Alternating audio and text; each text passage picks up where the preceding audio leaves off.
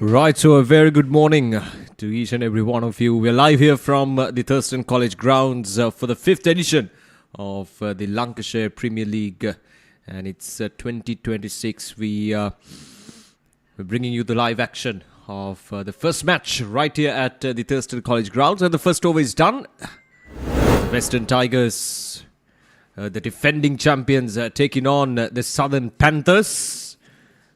And it was the Western Tigers who won the toss earlier today and elected to bat first. And after the end of the first over, the 3 runs without loss.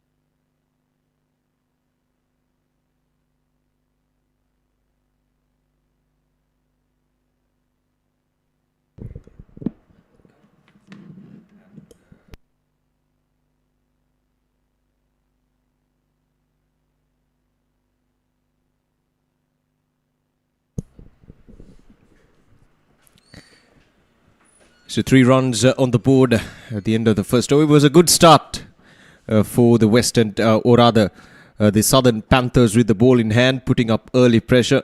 So quite a bit of deliveries, beating the bat outside the off stump. And opting to go with spin from the other end. Akash Fernando to start off the proceedings from the opposite end. And it's Samit Ruberu and Malit Bimsara, the 2 batters, opening the account for the Western Tigers, the defending champions of the Lancashire Premier League. It was last year. The proceedings started right here at the Thurston College grounds. We had a very successful tournament. And this year as well, we're starting off the proceedings right here from the Thurston College grounds. And it's expected to run till late September. Right, so joining with me is Dilakshan. Dilakshan, you must be excited to join the Combox. This Lancashire Premier League, the 2026 is the 5th edition. Welcome to the commentary box. Good morning, Mr. Oshada. It's a great pleasure to honor this kind of a league. So, Western Tigers, the defending champions, taking on Southern Panthers, and quite exciting season so far. Actually, this is the very first match, and I about the league. You've been a part of last season, so what are your thoughts about when comparing to this season and last season? Yeah, it's always exciting. Now this time it's a boundary down the ground, nicely handled there by the batter himself, slightly overpitched and banged it down the ground. Not in 100% control, but still good enough to get it all the way towards the boundary, straight as an arrow. And the first boundary for the Western Tigers in this tournament. Yeah, as you correctly mentioned, Dilakshan, it's been a privilege to be a part of the Lancashire Premier League for the 2nd consecutive year as well. We actually had a really good tournament last year. We see some good cricket from almost all the teams. My goodness, how close is that? There was genuinely an edge, and it runs towards a boundary. That's a second boundary. A bit of a lucky one there for the Western Tigers. Let's have a look at that again. Yeah, a genuine edge and just going past the first slip fielder. A chance going down, Dilakshan. Yes, absolutely. It's a good chance for the Southern Panthers to claim their first wicket, and it goes down as unfortunately. So this is the final ball of the second over. We'll see how it goes. Oh, it's a dot ball. End up with 11 runs without wicket, 2 overs ends.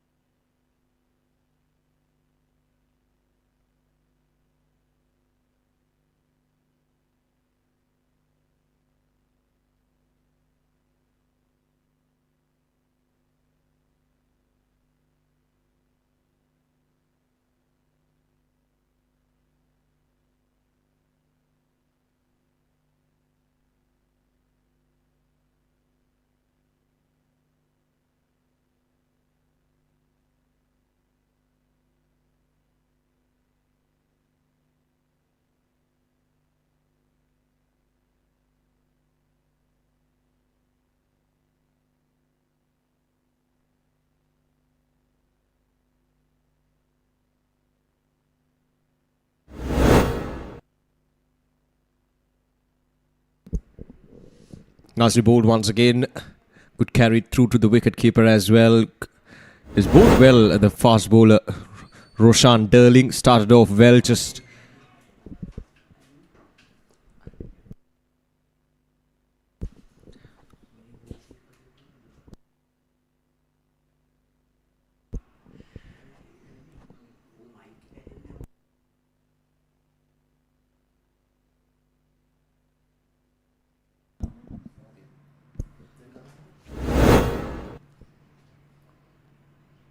just a simple nudge towards the point field and a quick single.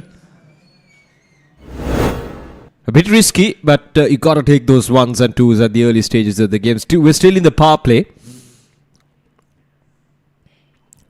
And Roshan Derling has been quite good so far. As I mentioned earlier, he delivered well the first over. And coming into this second over, he's been consistent outside the off stump, Tilakshan. That bit of a wild swing there from Samit Ruberu. Not very much in control, It's always not a good sign when you see a batter playing cross-batted shots so early in the innings. Unless you are 100% confident and unless you're very much settled, you don't want to see a batter playing a cross-batted shot this early in an innings.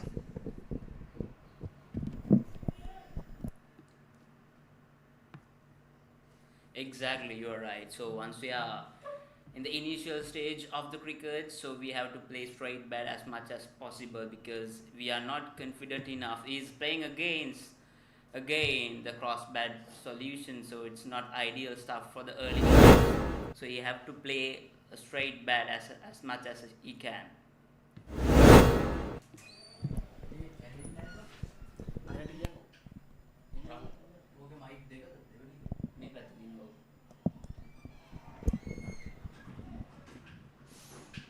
Well, the things have certainly shifted. You look at the way the cricket is being played at the moment with all the T20 leagues and even T10 leagues, the explosive batting. You see batters trying to go after the bowling from ball number one itself, playing cross-batted shots, playing those gruesome attacks on the bowlers. But it's always good to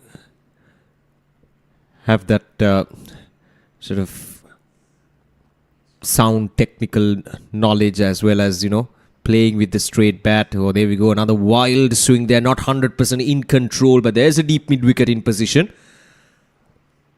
We cut it down for just a single. And that's the end of the over as well. 3 overs done, 13 without loss.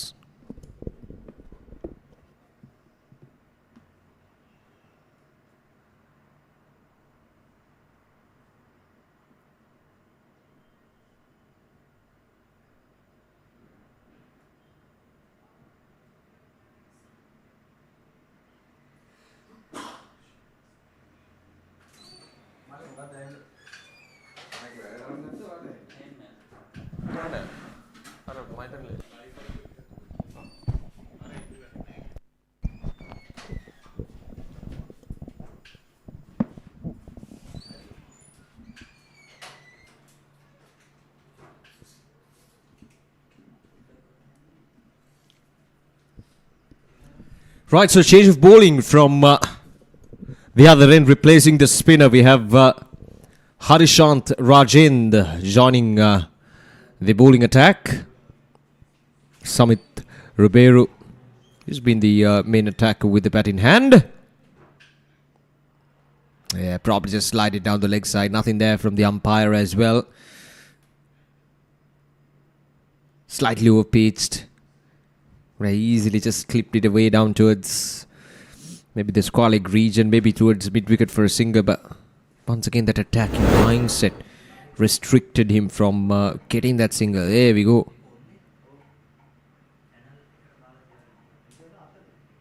I mean, it's always good to have your attacking options, but as a batter, you should be able to adapt to the situation. Understand when you're not getting the right connections as a batter. You always got to make sure that you have a plan B. And when it comes to batting, that plan B should always be you getting a single and getting off the mark. You getting ones and twos. You working on those singles. You putting that pressure on the fielders.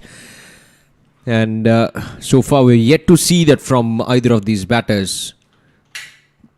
Malik Bimsar especially. Oh, this time it goes high. Yeah, never mind plan B if you can play shots like that. Just one bounce and into the boundary line it goes. The third boundary of the innings and the first one for Malik Bimsar.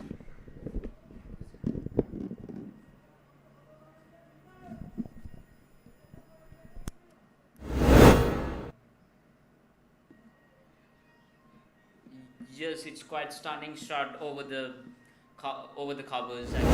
So it's been a quite good start for the Western Tigers. They're batting well, and especially Malik Bimsar is batting well. He's on his good techniques and all. So this is the third ball is going to be bowled. And it's a nice shot through mid wicket, but it's cut it down for a single.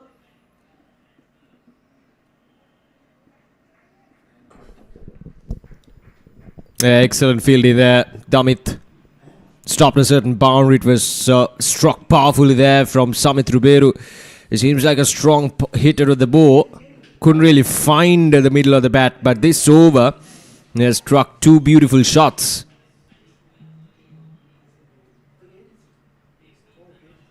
Yeah, 19 runs on the board without a loss so far. It's been a steady start, not the best of the starts, but it's a steady start there from the Western Tigers, the defending champions.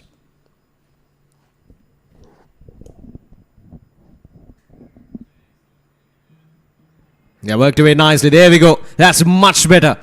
And it's gone all the way for a boundary. Just timing and the placement. Everything about that shot was exquisite there from Samit Ruberu. And he's finally getting off the groove and he's breaking the shackles. And now he's got two boundaries. Yes, exactly. It's a pure timing actually. He worked it's very nicely towards the boundary. So good start so far. Let's see how they can score in a scoreboard.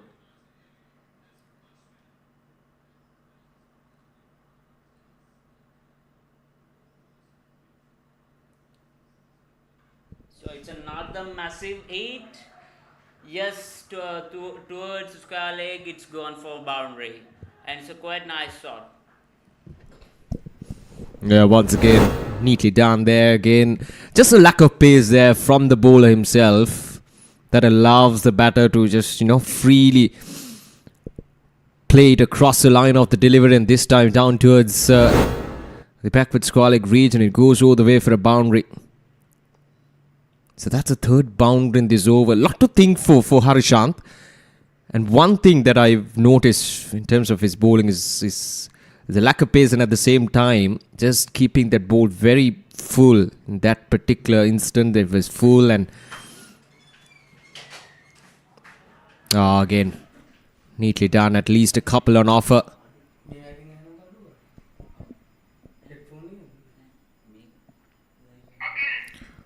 Right, so 4 overs done, 29 without loss.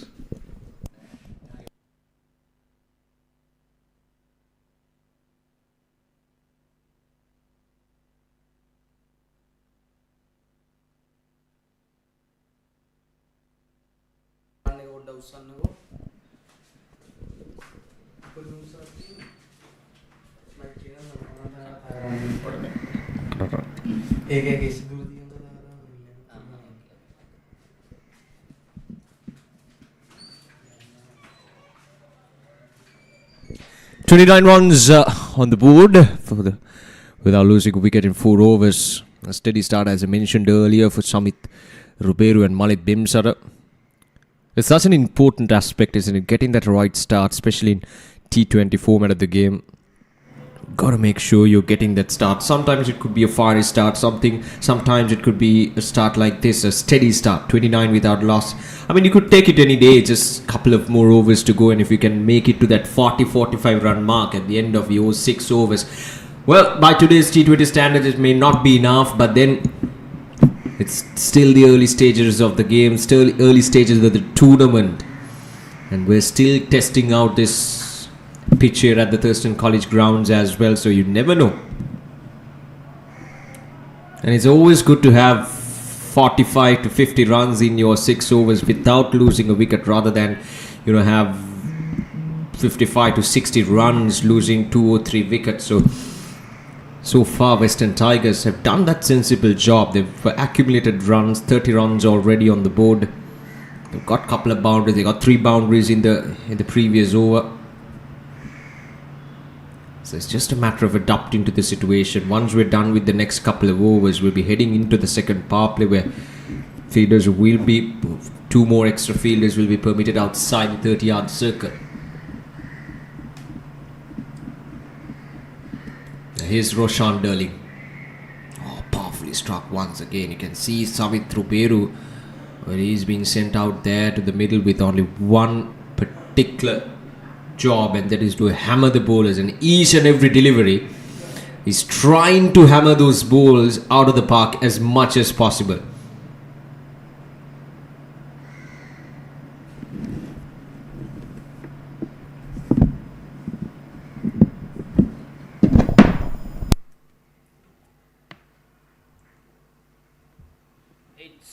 It's not a legal delivery. It's called no ball, and it's gonna be a free hit. So it's gonna be a fiery ball next. So it's gonna be it might be a lot of chance to whack away to the boundary. So let's see how the free hit gonna bowl.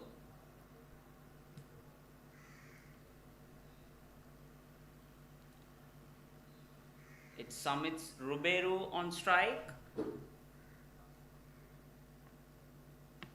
Sorry, it's Malik Bimsara on strike for the no ball. We'll see how he smashes the ball towards the boundary.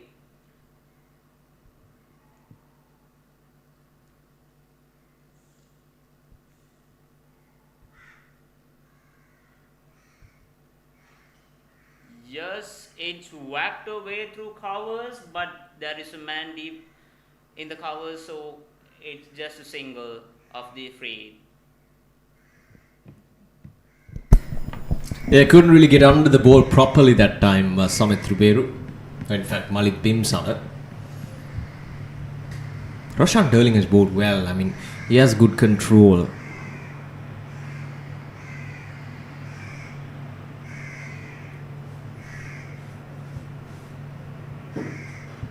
This time he goes on to the onside, and well, is it a 6 or a 4? And it's been given as a 4. There we go. That's a nice save there from the fielder. We're not sure whether that was a genuine chance for the fielder down in the deep, but it was a good effort from him. But once again, that powerful strike towards the onside. Good swing on the bat. Yeah, a tough chance, but then a good effort, a valiant effort there from the fielder. Some good hitting. And again, this time much more away from the fielder on that onside, and Samit Ruberu brings up his second boundary on the trot, consecutive second boundary. And look at that, Dilakshan, we're already at 41 with 7 deliveries remaining in the power play. Actually, it's a good and fiery start by the Western Tigers, especially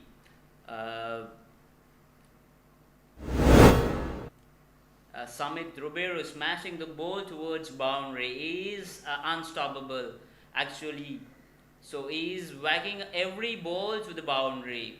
So let's see. He is down.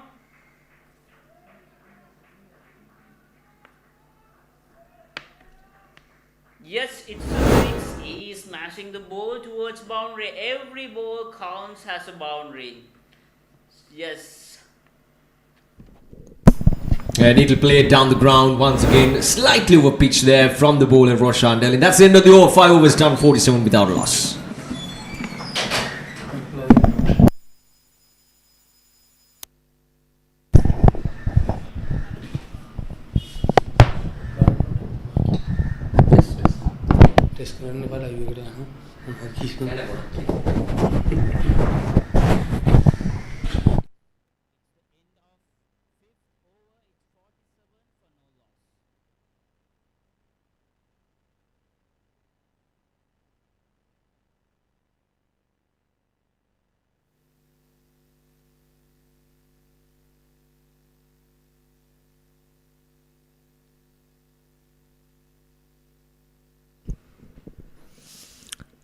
And 47 runs on the board.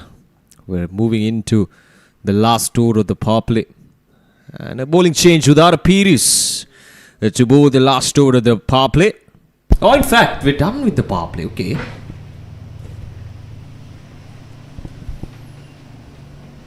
Right, so 5 overs, the power play, 47 runs. It's a good start.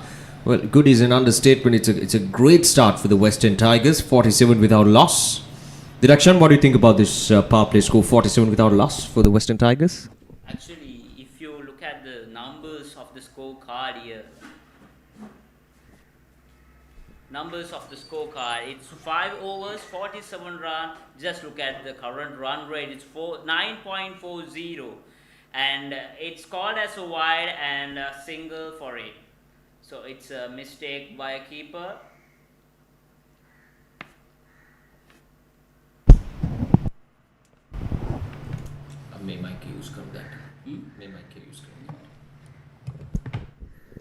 Yeah, starts off with a wide Udara Pires.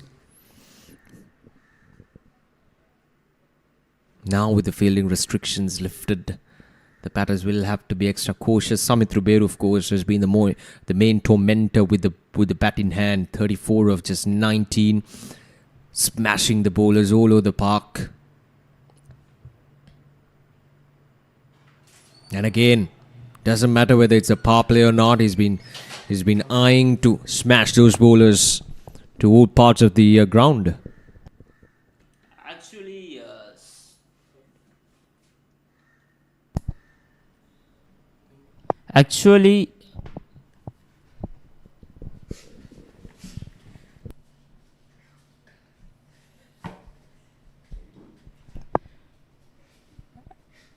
Actually, when we talk about Samit Ruberu, he's trying to whack out every ball towards the boundary.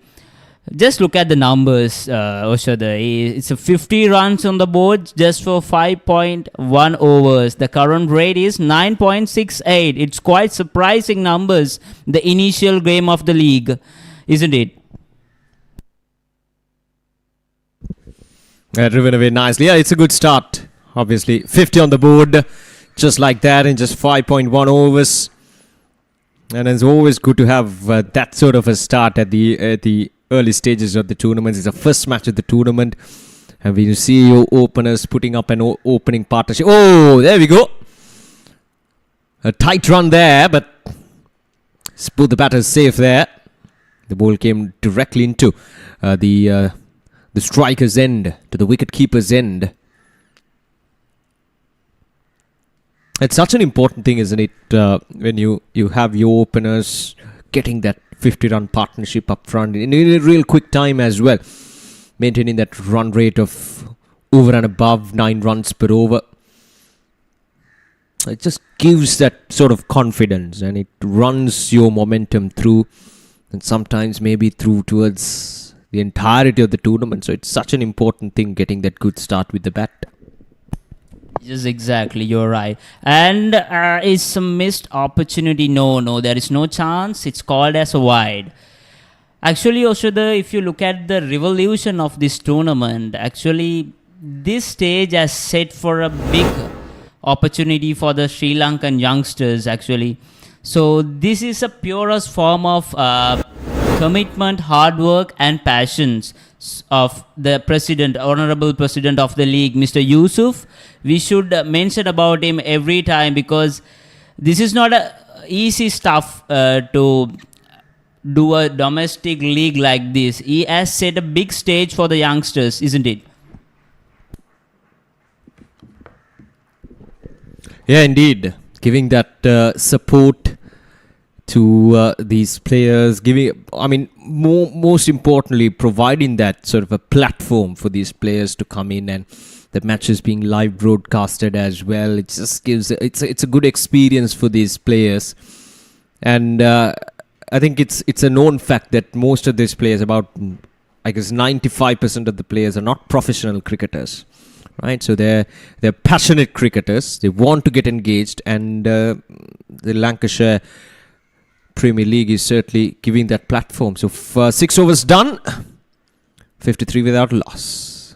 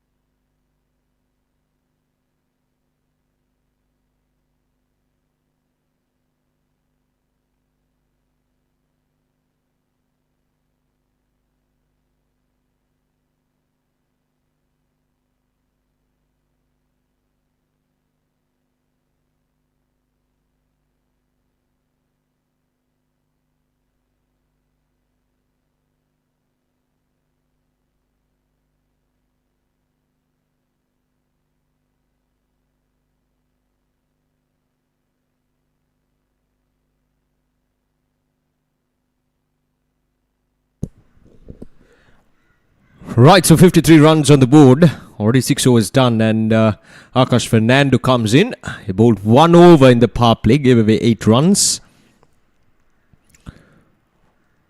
Now he's up against Samit Ruberu.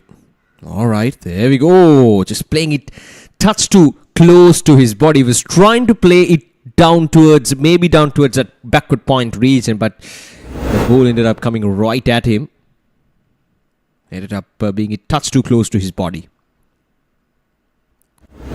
I mean, whatever that Samit Ruberu is doing, it's actually working. There we go. Punch down the ground once again. Might not go all the way for a boundary. Oh, yes, it does. My goodness. 2 fielders converging in. Still couldn't stop the ball. And it's a boundary. The second delivery of this over from Akash Fernando. Southern Panthers. Actually, they should have stopped those boundary because it's very crucial when it comes to limited over cricket. Actually, it should have stopped. Actually, it's not a big deal to stop that ball. And Akash should mind on his own basic stuffs. He have to bowl tighter to the batsman, and it's coming down and whacked away to mid wicket.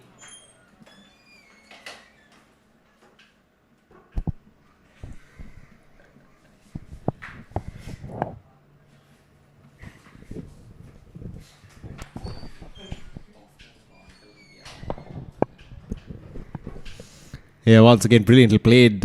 Samit Ruberu is, wow, he's moved on to 41 in just 24 deliveries. It's been a wonderful effort from him. And at the other end, Malik Bimsara, 9 of 16. He's been playing the second fiddle to Samit Ruberu. I don't mind that at this stage when the other your partner is going absolute berserk at the end, at the other end. Ah, there we go. Nicely bowled. Outside the off stump, dragging the batter in front to the front foot.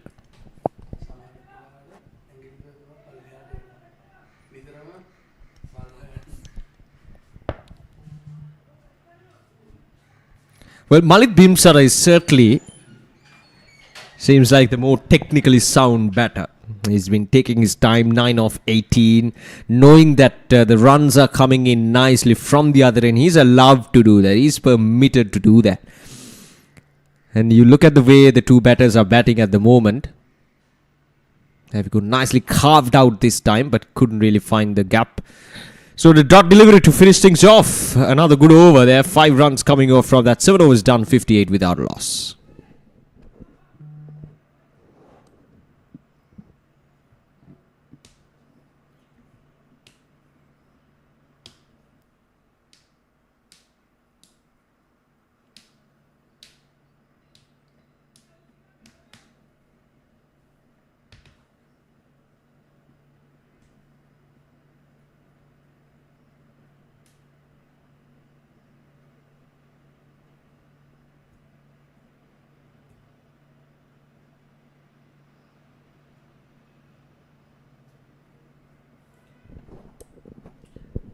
So to get back to the point what we were discussing in the previous over, Lancashire Premier League providing that platform for these cricketers to come in to showcase their talent, and it's such a good initiative as well, and it's the 5th year that they're conducting this tournament, and each year we've seen number of new improvements, number of top teams joining in. Now this time it goes high up in there and no chance to the fielder.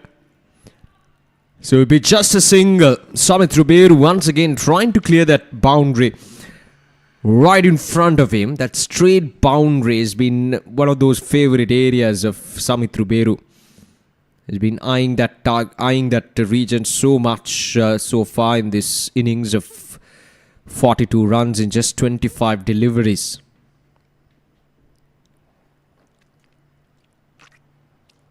And we got to remind you that this is not an easy task, organizing all these matches in few different grounds all over Sri Lanka. Wow!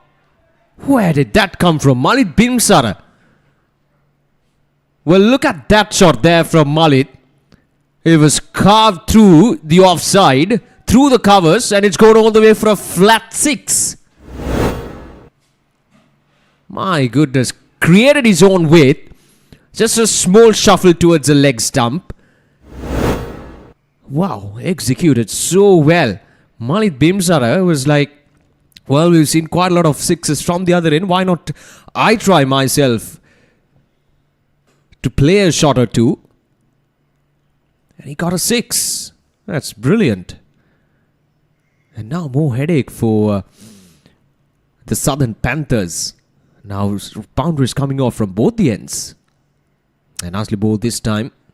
You can't afford to give width to both these batters, Dilakshan. At this stage, from what we've seen so far for 7.2 overs, you cannot afford to give them width outside the off stump. Or you cannot bowl it full on the offside as well. That's the way to go. Actually, you're right. Actually, I was thinking like there was a mind game, like Malik Bimsara letting Samit Ruber, you eat, I stay, that kind of a mindset over there. But now Mr. Malik Bimsara also eating the boundaries over the edge. So as we talk about the president of Lancashire Premier League, Mr. Yusuf, as a player, I've been working with him so closely. He is a man who is very passionate, and he wants to set the stage for all the people. There is no class between cricketers. That's the main point. He want to get it done, and it's worked away. And it's a wicket. It's the first breakthrough for Southern Panthers, and the dangerous batsman Samit Ruberu on his walk to the pavilion. Yeah, well, Samit Ruberu this time couldn't really find the middle of the bat to get it all the way towards the boundary. It was there to be hit. On any other given day, he would have just planted that ball out of the park. It was a full toss coming down the track as well. There we go. Only ended up at the hands of the fielder down in the deep. So the first wicket goes down for the Western Tigers. 66 for the loss of 1 wicket. And Samit Ruberu, he's gone for 42 of 26 deliveries.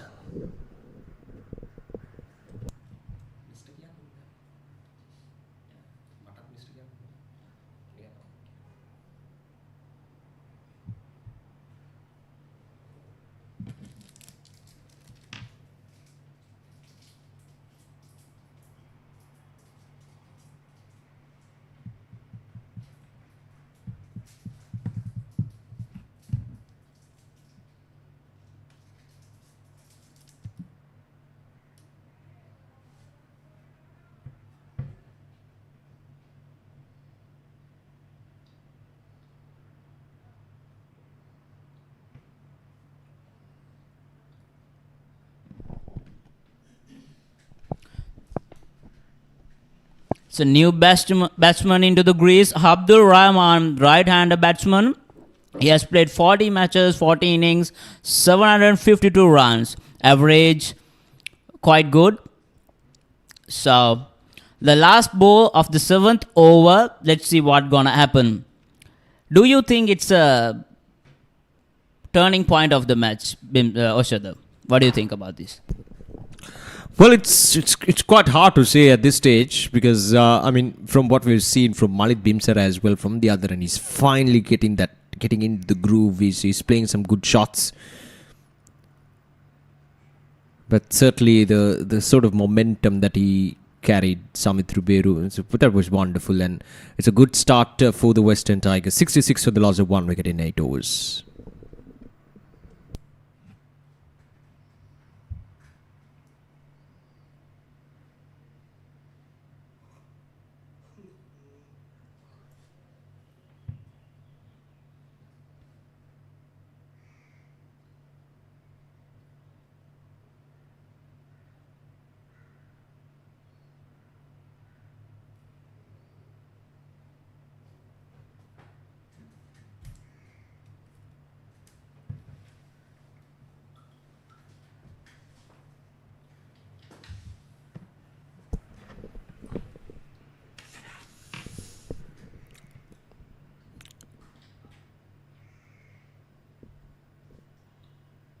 Yeah, 66 for the loss of 1 wicket. Abdul Rahman, the batter, coming in at number 3 for the Western Tigers. Now it will be important to see how Malik Bimsara would adjust to the conditions, to the situation. Eminem Akram to both the 9th over. As I mentioned earlier, he's very technically sound. Malik Bimsara doesn't really go to whack the ball. Haven't seen many wild swings. We've seen very calculated shots all around the park there from him. One glorious hit on the offside through the covers, a flat 6. That really shows the caliber of the player. He's a powerful guy. From the look of it, you can say he's a powerful guy, Malik Bimsara.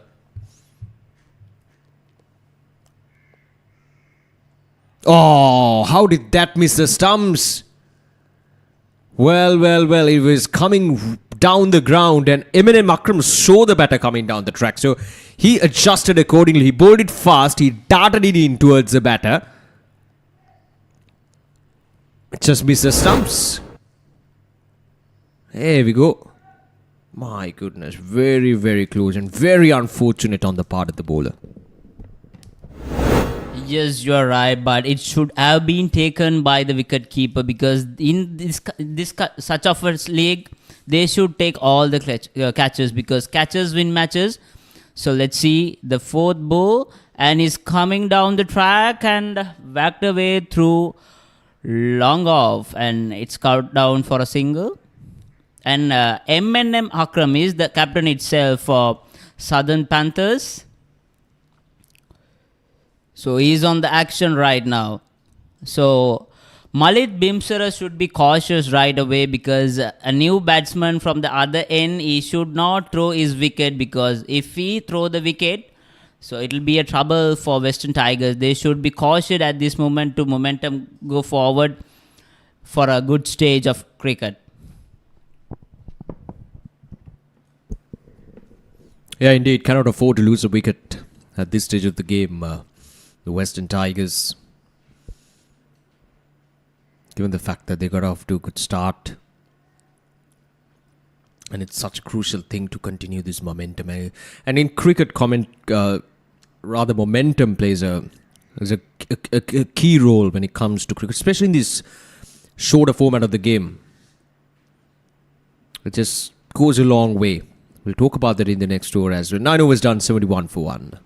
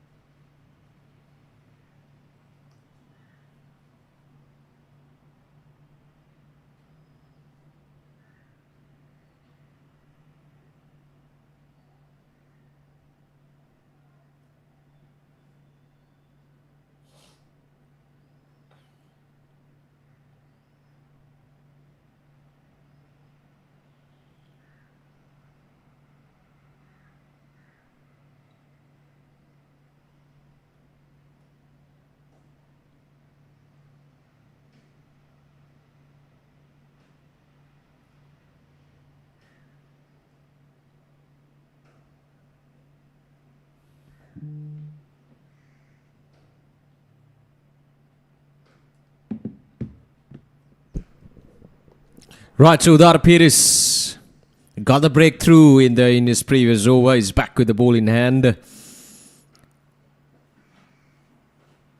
For the spinners, we haven't really seen the spinners turning the ball much on this surface as expected.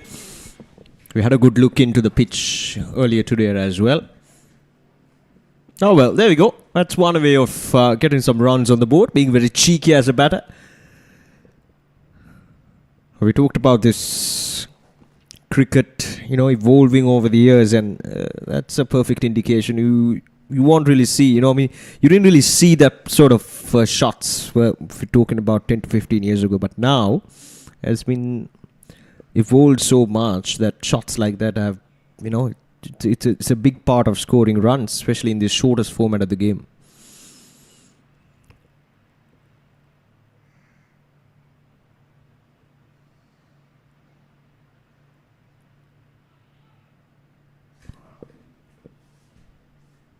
we're talking about the pitch. We actually, both of us had a good look into the surface this morning, and from the first looks itself, what we felt was it was rather a flat track where we could expect, some good runs, and that has been the case so far. 72 runs in 9.3 overs, losing only 1 wicket.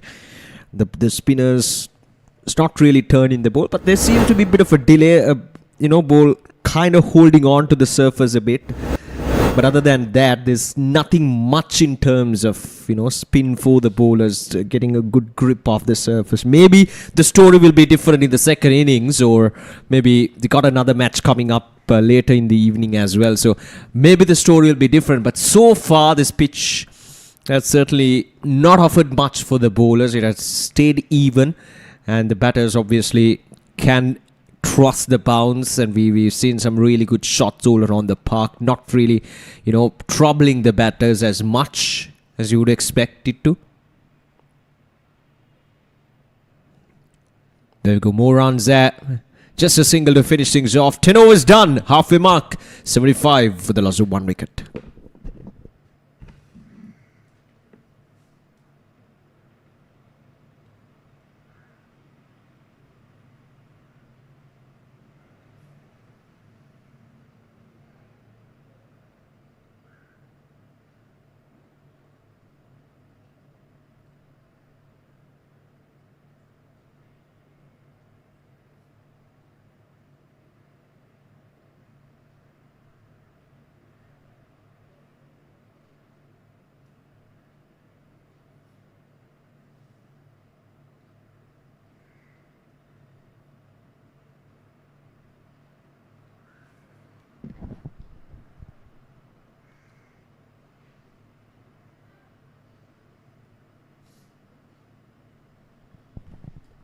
Once again, the captain on the action right here.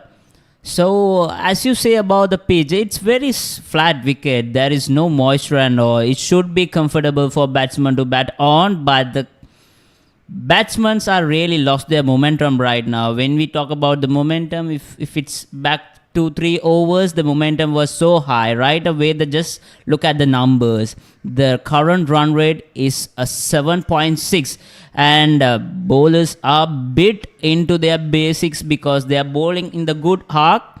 Especially M Akram, the captain itself, he is bowling well in the good areas. The momentum bit slow down, and they are going. It's a good shot towards the covers, and it's gone for the boundary. And it's a good shot by Abdul Rahman. It's technically sound shot towards the covers. Yeah, the good thing about that particular shot is that it was played down the ground all throughout. And timing, the placement, everything was up to the perfection that time there from Abdul Rahman. And M Akram just slightly overpitched. That's a good sign there for the bowler. He cannot bowl it full on the offside. Abdul Rahman is up to his tasks. He knows his work outside the off stump.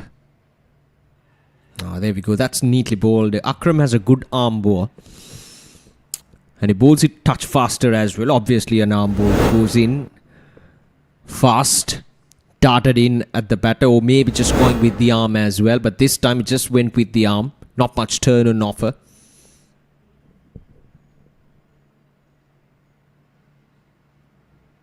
There we go, has a nice loop as well, Akram. You just cannot afford to bowl it full outside the off stump. Again, both these batters are very strong through the covers. And we've seen what both the batters could do whenever that ball is pitched outside the off stump. So as a bowler, you got to be smart. You got to be canny. Understand the areas, the strong areas of the batter, and bowl according to your field as well. And he's a captain himself. He can adjust the field as however he wants it to. There we go. Nicely bowled. Once again, that ball that goes with the arm. No turn. Straightish delivery. And Malik Bimsara just ended up trying to cut that ball very close to his body. First rule of cutting the ball, you got to have enough width. Was that a chance? Well, That's an eventful over. 11 overs done, 81 for 1.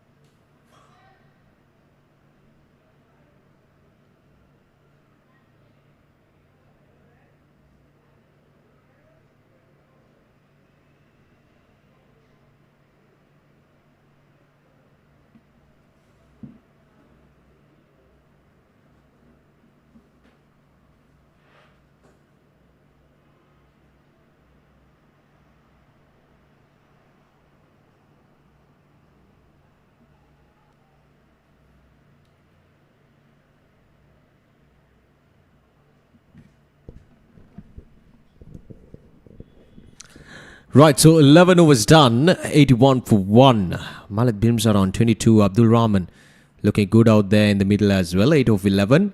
And Hirusha Balapitia to bowl the 12th over of the match with a leg spin into action. Actually, the pitch is slightly favors the spinner right now because spinners back-to-back in actions and batsmen are struggling to score runs. And it's given out. It's another breakdown for Western Tigers, and it's Abdul Rahman, technically sound batsman, has gone to the pavilion. It's a good ball towards the stumps. It's a very good ball by Hirusha Balapitia. Yeah, it's a good ball, but very poor execution there from the batter, Abdul Rahman. That was dismissed. It was a straightish delivery, a very risky shot. You got to understand, unless your front foot is out of the way, is out of that off stump, that's a bit of a suicidal mission there. Hitting straight right in front of the stumps. And Hirusha Balapitia straight away success for him. So 81 for 2 now in 11.2 overs.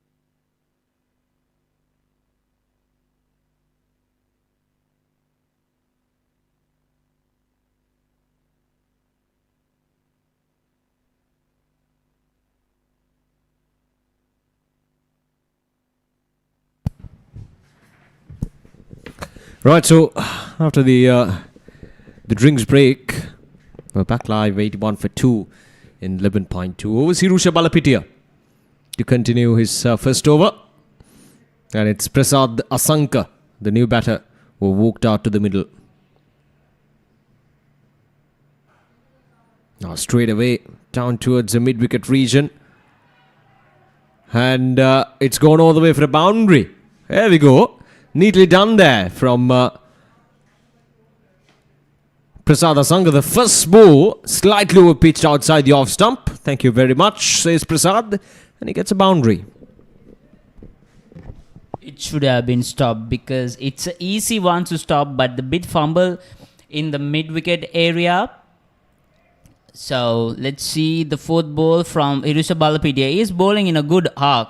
Slightly over pitch in the last ball. Let's see how he can manage to cover the boundary. So just look at the numbers. It's all down here. The run rate is almost 7.39. It was 9. Oh, it's nicked. It's nicked away and running down the boundary. It's another boundary from. It's a poor bowling. It's a poor bowling. You're not sure whether it was intentional or a genuine edge and ran away for a boundary. Prasad Asanka is certainly on a mission here. 2 boundaries on the trot. And the Western Tigers 89 for 2 now. Got a couple more deliveries in this over. Nothing really wrong with that particular delivery there from Firusha Balapiti. It's just that maybe Prasad Asanka was targeting that deep third region. And that is very wide. Should be a wide as it is. Now the pressure is on Hirusha Balapiti of wicket. And then couple of boundaries, consecutive boundaries. And now he bowls a wide. Turning out to be an expensive first of already 9 runs, but he got a wicket. Now there we go. Just went with the arm. No turn. Just went with the arm.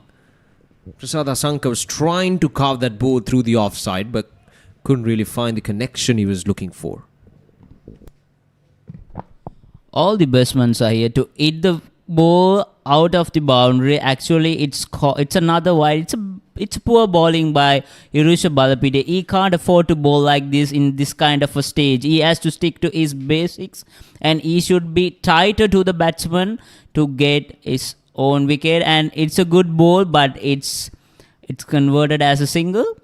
And it's 12 overs done, 91 for 2.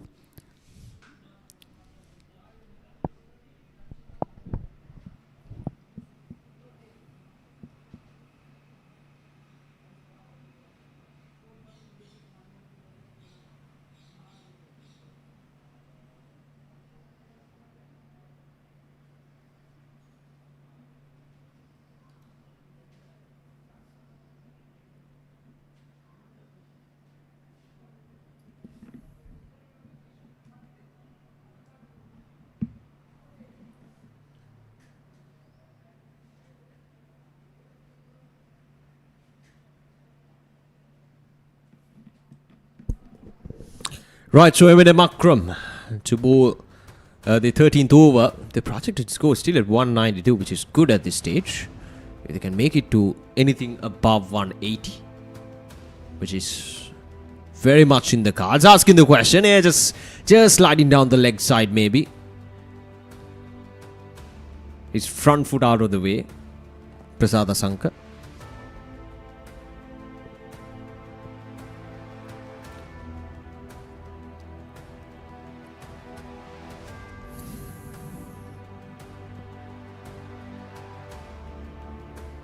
I mean, it has been quite simple so far. If you look at all the spinners, if we could have a pitch mat, it'll say us a story so nicely. If it's pitched on good length, you haven't seen the batters really trying to, get those boundaries, to get those ones on twos, quite a lot of dot deliveries. But once you bowl it full, that's where the trouble begins. There we go. Ever slightly full, and that sort of enticed the batter to go for that shot down towards the mid-wicket. Unfortunately, he couldn't get a good connection. But the story is quite simple. When you bowl it full, the batters will try to hit you. There's no question about it. Malik Bimsar and Prasad Asanka, both these batters will try to get you out of the park. But once you bowl at good length region, Malik Bimsar is a technically sound batter. Maybe he can just nudge the ball towards, a gap and take 1 or 2. But once you have a batter who's not very technically sound, that's where you trap him. and you will struggle against your bowling. So the equation should be simple. There we go. Much better. Nothing much a batter can do about that kind of a delivery. Just you got to push it down towards the offside. Maybe you will find a gap. Maybe you won't. So 13 overs done, 94 for 2.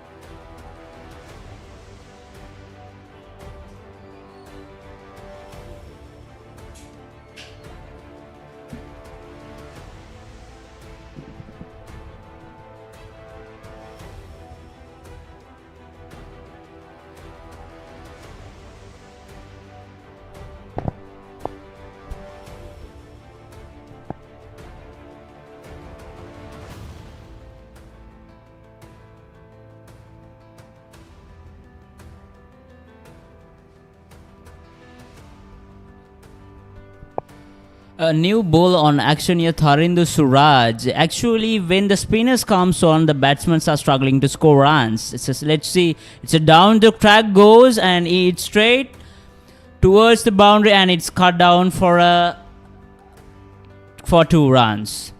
It's a new spinner, Tharinder Suraj. Let's see how he can make the impact on Western Tigers' batting lineup. So Bimsara is technically sound batsman. He is still on the grease from the very first beginning. So let's see how we can manage to score against Tharinder Suraj. Yes, it's not once again coming down the track and whacked away for 4. It's a good batting by Malik Bimsara. He is doing his duty on top. He is delivering every ball out of the park. So once we see the numbers in the scorecard, it's quite surprising for us. It's 7.50 the current run rate. Before it was like 9.5 or something. What do you say about this, Ashada? Well, obviously that was the power play rate, and once you go beyond that power play, obviously tends to drop down a bit. But the spinners have taken a good control of these middle overs as well. As I mentioned earlier, majority of those deliveries at good length. Nothing much both these batters could do.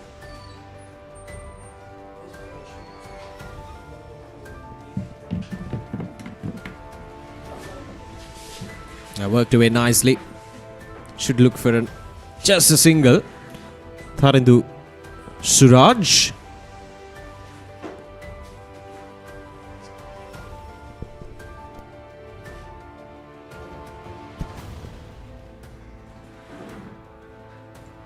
Punched off the back foot this time. A quick single.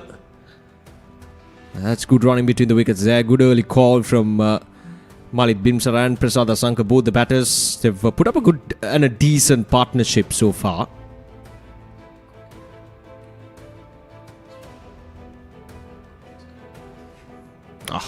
Prasad Asanka couldn't really find the connection, and that's the end of the over. 14 overs done, 103 for 2.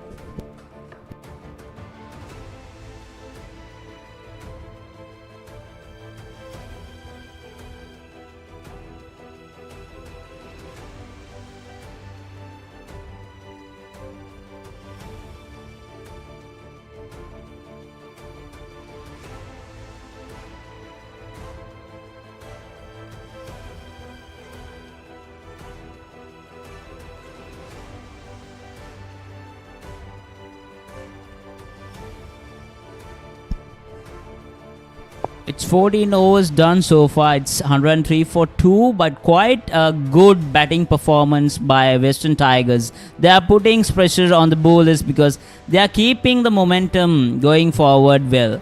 So let's see Mr. M.N. Akram will do what. And it's a missed chance by the batsman. It should be whacked away for boundary. M&M Akrams is bowled so far very good. It's another dot ball. He's creating pressure towards the batsman. He's bowling well. He's keeping things very simple. There we go. That was slightly faster as well.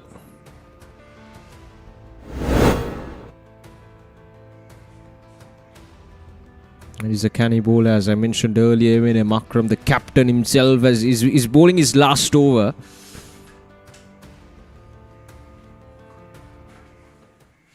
Off the edge.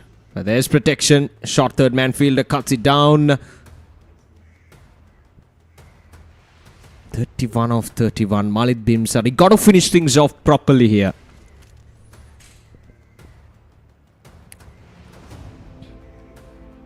After these couple of deliveries, 5 overs remaining.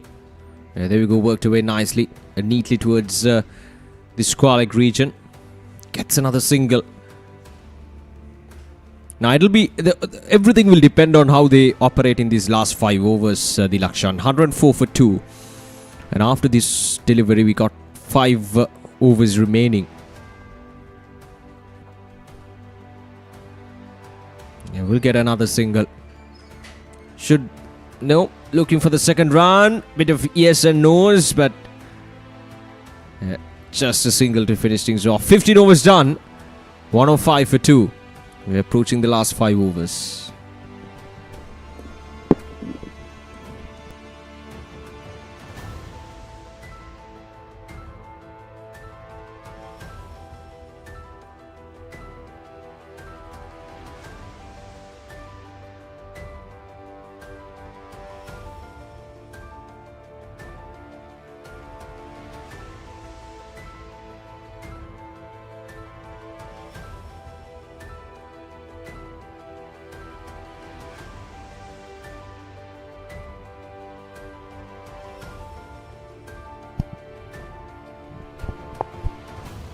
It's 15 overs done.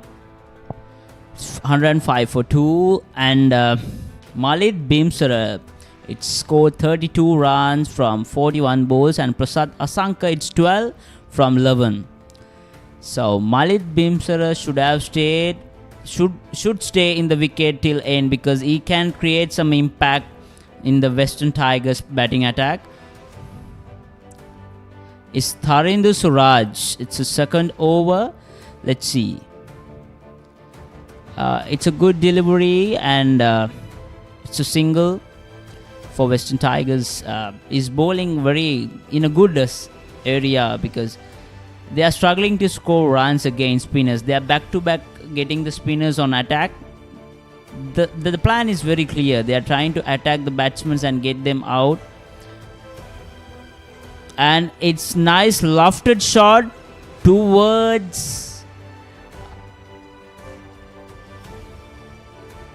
a boundary, and it's 4 runs once again.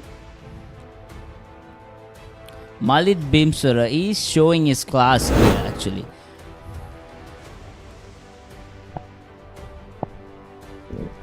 And nicely carved away for another boundary. It's important that he continue to bat through these next 5 overs to push the score over and above 150 for sure. And that's the second shot that is played it down the ground, where the intentions are quite clear. Malik Bimsar is slowly but steadily is moving into the 40s. He's on 37 now.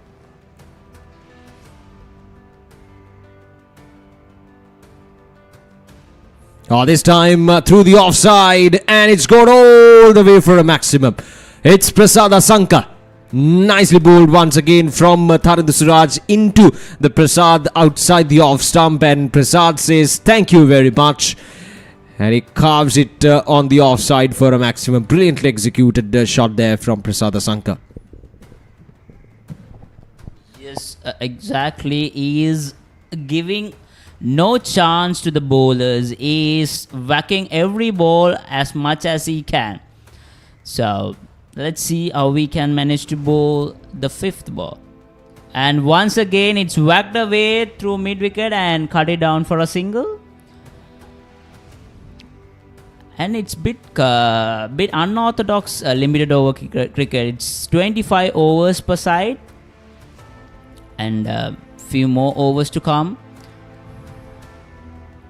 And it's Malik Bimsara facing the bowler. It's the last ball of the over. Let's see how we can finish off. Yes, he is trying to whack the way the ball, and it's cut it down for a single. And it's 16 overs done, 119 for 2.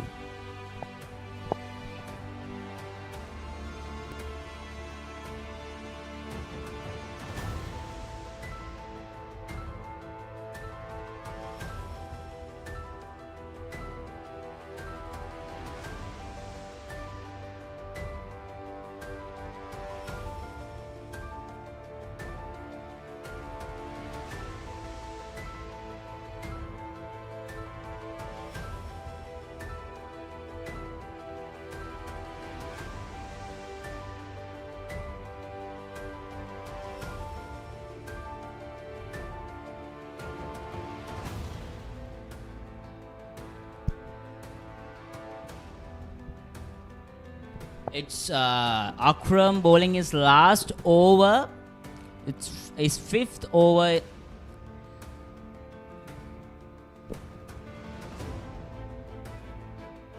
It's a close call, and umpire signal as no chance to get a wicket.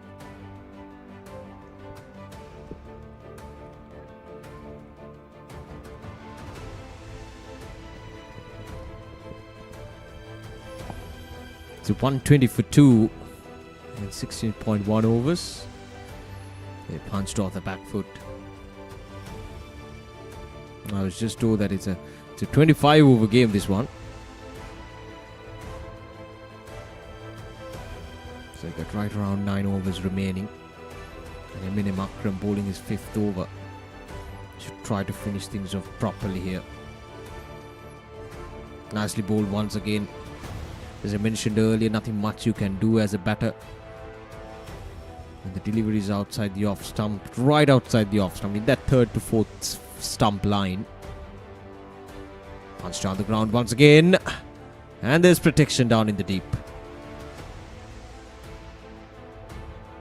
Well, so far the Western Tigers, the 2 openers and Prasad Asanka, as well as the batter who came at number 3, they have shown some good mental. They played with some good grit, and they have committed themselves to so far. And as a result, they're on 122 for the loss of just 2 wickets. So it's good early signs for them in this tournament, knowing that the defending champions can rely on their opening batters. Their opening partnership of over and above 50 runs must be really a confidence booster for them. 17 overs done, 122 for 2.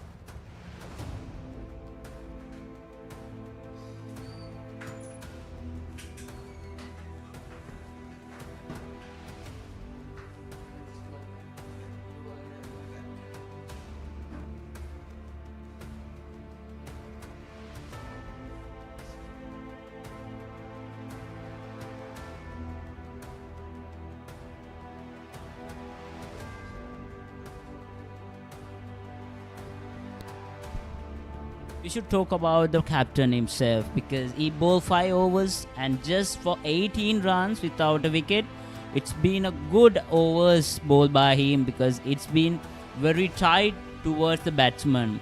He haven't give away much runs and he haven't taken a wicket, but he tightened the scorecard a bit.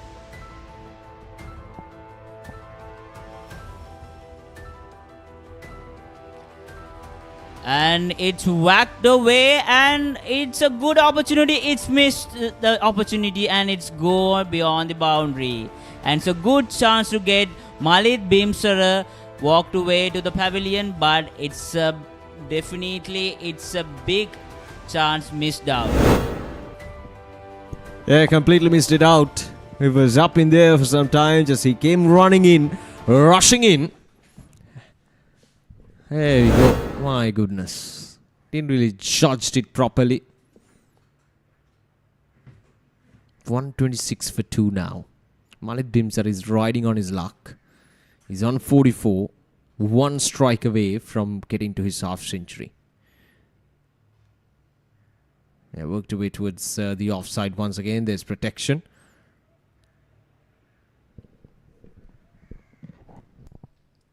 Yes, it's a good chance to get him out, but they missed the opportunity.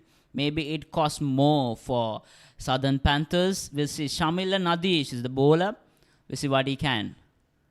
And it's a good delivery, and it's a protection over there, and it's converted as single.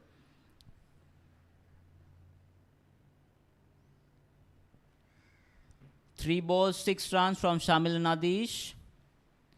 He might be brought in to take a wicket to break this partnership. We'll see what he can.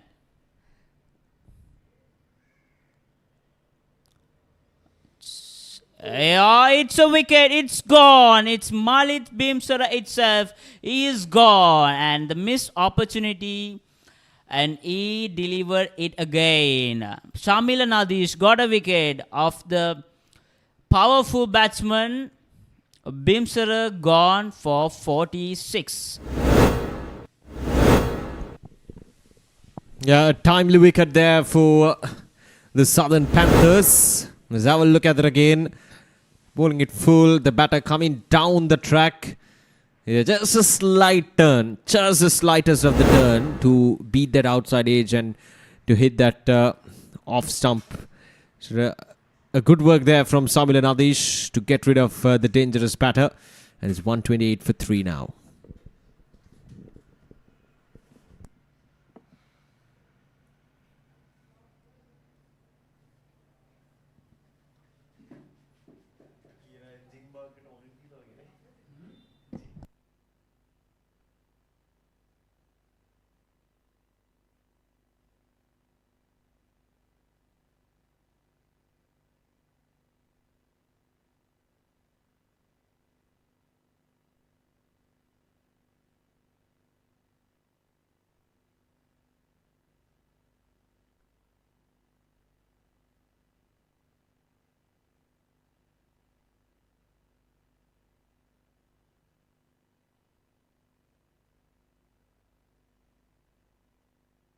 And it's Shakur Yunus himself. It's the captain of Western Tigers.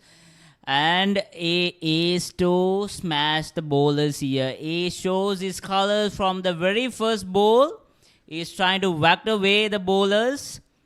And he is the defending champion captain.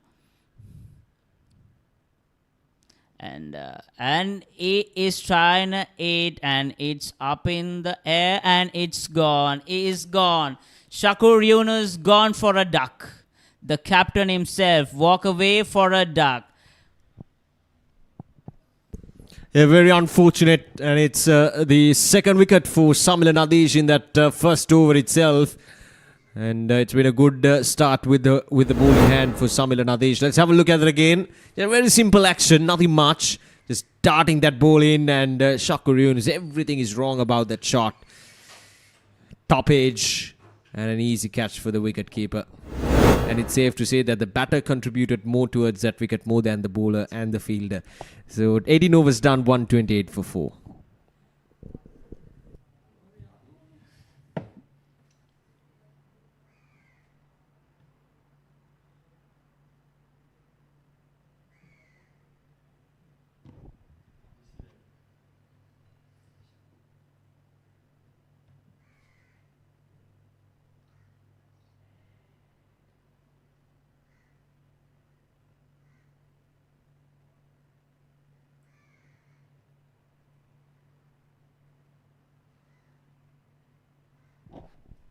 So new batsman in Atif Razak. Let's see what he can do to the bowlers. And it's a new over from Fahad. It's a new bowler. It's a good delivery through the fourth stump. Fahad is a good bowler, quite good bowler among the Western Tigers bowling lineup. Is a bit tough bowler among them. And it's a chance. No, it's no chance. And it's running and gone towards boundary. It's a poor fielding. Actually, it should have stopped by the fielder. It's poor fielding. These cost much because you have to protect your ball in your boundaries, because if you let them go outside the boundaries, it costs you much. As a fielding team, you should have taken care of these balls.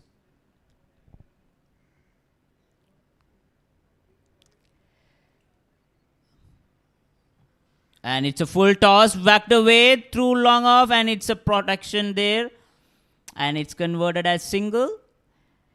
I think he lost the momentum from the last boundary actually. He's bowling fuller and fuller. Fahad, the star bowler of Western Tigers bowling lineup.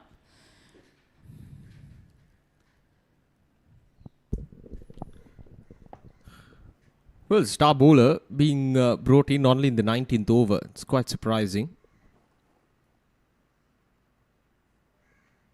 Yeah, the Razak very slow to react to that particular ball there from Mohammad Fahad.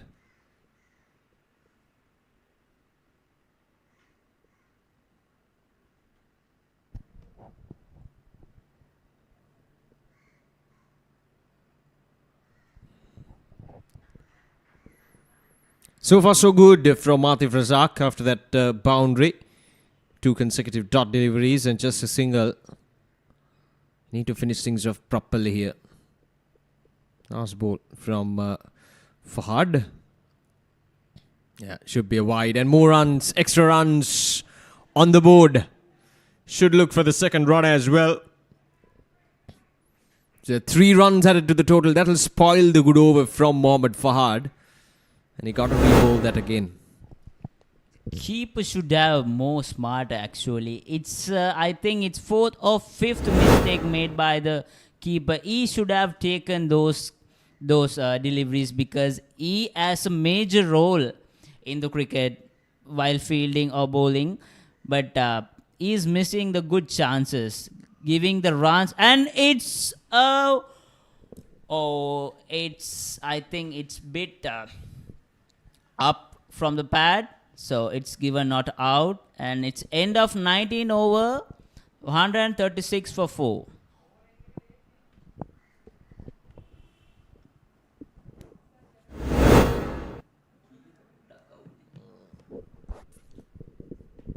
This is okay. Doesn't look that high, but still the umpire thinks that it's missing this stump. So 136 for 4 in 19 overs. 6 more overs to go. Western Tigers should look for anything above 190 here. The projected score tells us they will end up at 179. They got to push for at least 10 or 15 runs beyond that 179. Prasad Asanka, he's on 27. He should be the key for the Western Tigers heading into these last 6 overs. It's such a crucial thing, isn't it, to have one set batter into the when you're walking into those last 5 to 6 overs. You got to have a one set batter, and Prasad Asanka should be that one set batter. Punched off the back foot nicely.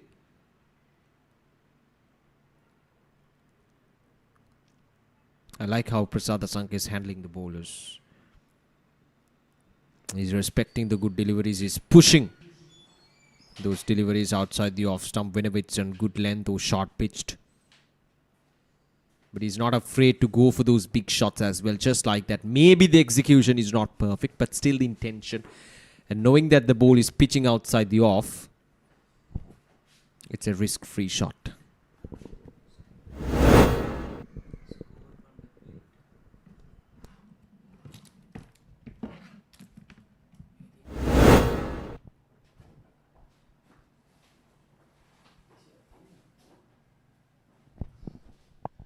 It's Shamil Nadish on his third ball, and it's another good ball by Shamil Nadish. It's a back-to-back dot balls, creates pressure for Prasad Asanka. He's tried to whack away the ball. Maybe it cost a bit far more. And it's whacked away towards long on, and it's protection over there and converted as single. And there is a bit of misfield, but it's covered. And Shamil Anadi is bowling well. He has taken 2 wickets. He's bowling his second over, but he has taken 2 wickets actually. He's a good bowler. While we seeing the lineup of Southern Panthers bowling attack, he's bowling very tightly towards batsmen. They can't get rid of the ball. So I think it's gonna be another wicket in this over. Oshada, what do you think about that? It certainly has that ability. Got 2 more deliveries in this over. Oh, it goes high up in there. This could be a wicket. And no one's running in. Just falling short of just at the edge of the 30-yard circle.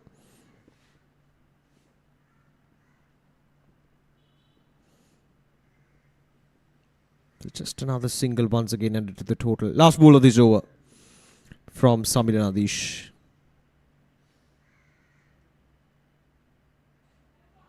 It's down the ground and it's gone all the way for a maximum. And the score goes up to 144. And Prasad Asanka moves into 30s. What a shot to finish things off. Slightly overpitched once again and down on one knee. And down towards the long off reach, and he goes. It's gone all the way for a maximum. Brilliantly executed and a brilliant finish to the over. 144 for 4 at the end of over number 20.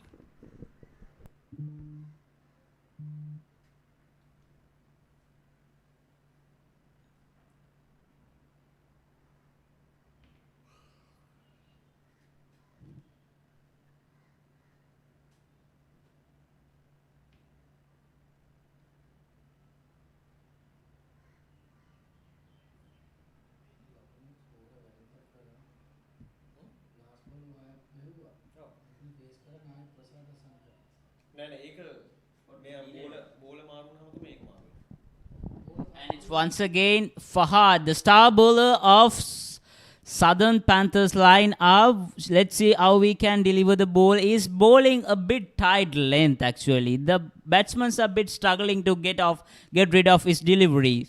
So it's a good opportunity to aim to break out this partnership and get rid of some relief to Southern Panthers team. We'll see how we can manage to get a breakthrough throughout this over. And it's a shorter ball and whacked away through mid wicket, and its protection there. It converted as single. He's bowling on his arc. He is bowling bit tight to the batsman. Yeah, it's always about the line in which you're bowling on a surface like this, and at the same time the pace in which you're bowling. As a spinner, one might think that the pace is not something that a spinner should, think about. But such a crucial thing, isn't it?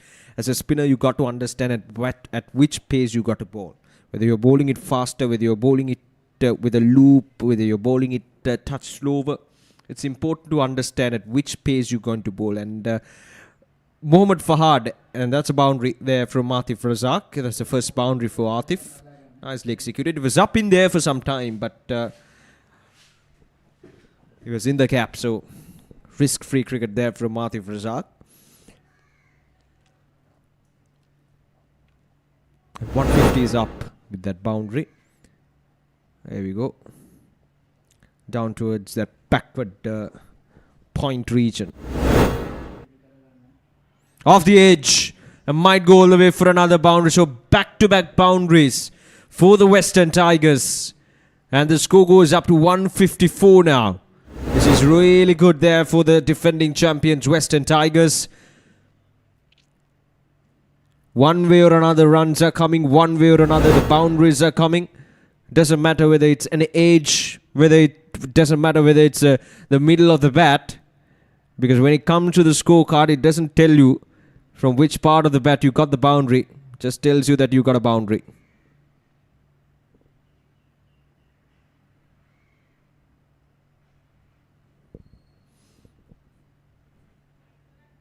And that is the end of the over as well. So another good over. 11 runs coming off from that over from Mohammad Fahad. 21 overs done, 4 more to go, 155 for 4.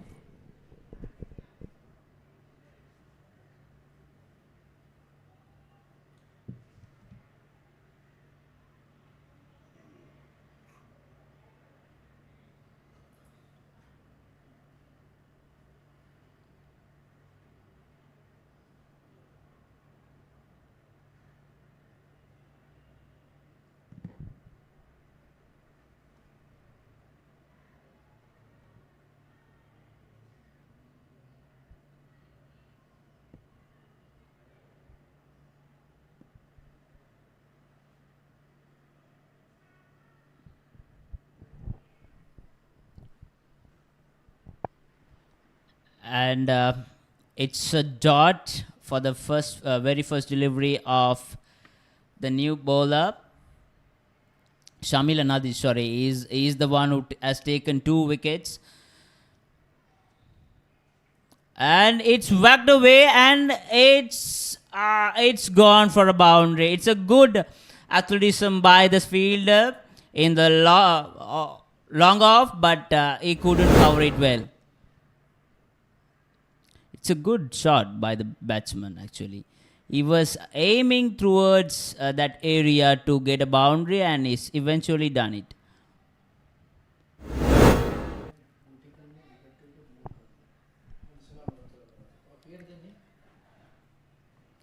Shamila Nadish, he should have taken. What do you think about the current run rate is 7.45? I think they will pass the 200s. The projected score is saying it's 186, but my point of view, they would have gone past 200. What do you think, Ushada?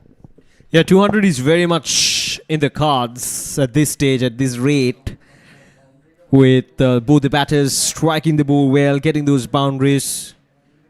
Very much on the cards. There we go. Nicely done. But there's this short third man fielder.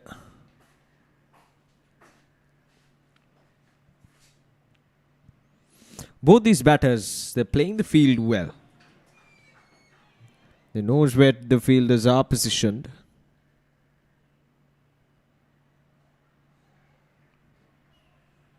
A bit uppish, but just a single. Damit will cut it down for just a single.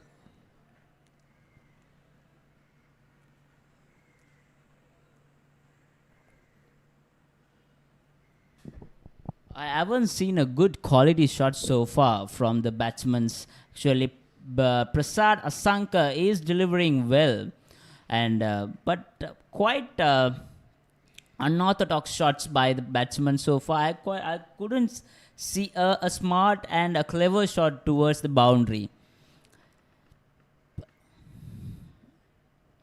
And it's short delivery and whacked away, and it's just a single for Prasad Asanka. And it's the last delivery of the over.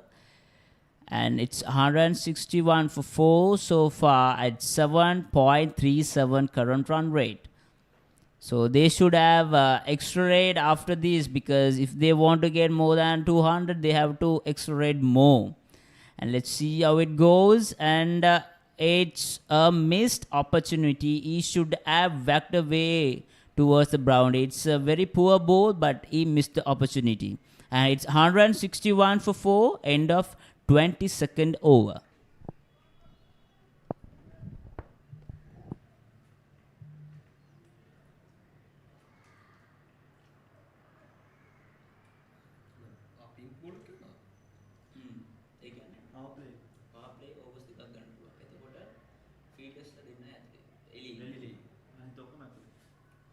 ගන්න ඕනේ between 16 to 25. දෙකක් ගන්න ඕනේ එකපාරට එක දිගට. එක දිගට.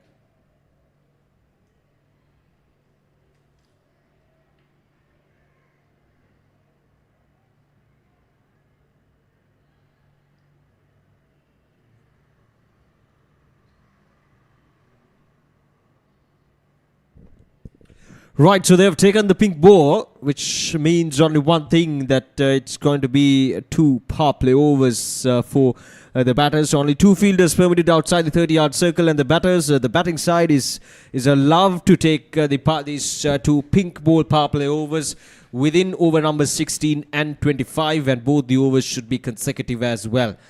So Atif Razak and Prasad here will have a good and a genuine chance to push the score beyond 200 with these 2 power play overs. You can see all the fielders at the edge of the ring. And here we go. Udara Piris to bowl the first power play over. And for 18 runs in 3 overs. Yeah, nicely bowled, very slow through the air. And just a hint of turn as well. That bowling it in that leg stump region. That's the way forward. That's where he has bowled so far. Udara Piris, I've noticed, is bowling in that leg stump line.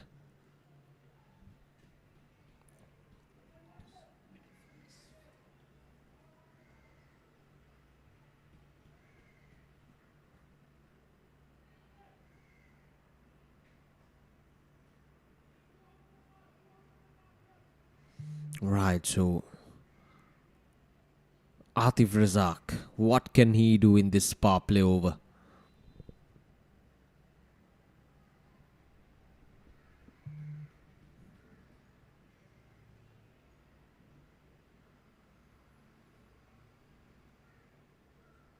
Yeah, couldn't do much this time. And a misfield from the captain, Eminem Akram.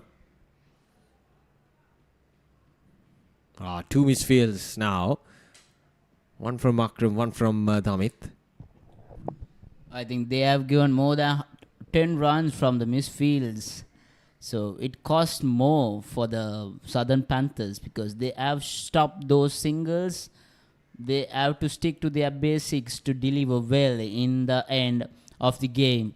So Udara Piris, it's bowling well so far, and yes, but no that much colors from the batsmen. It should have gone beyond the boundaries, but they are not getting the length and the bowler's perspective itself.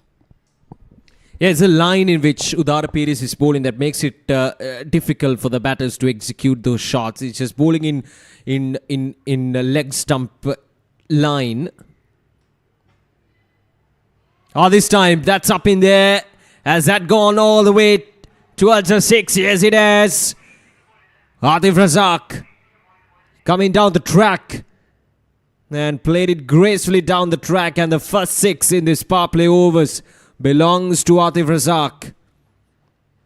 And that'll spoil the good over from Udara Piris as well. Now 9 runs from it. Can he finish things off strongly here? So a change of angles now for Udara Piris. He's going to come around the wicket now. Yes, neatly done, but couldn't beat the third man fielder. So we were just a single. So 10 runs coming off from the first power play over. 171 for 4 at the end of over number 23.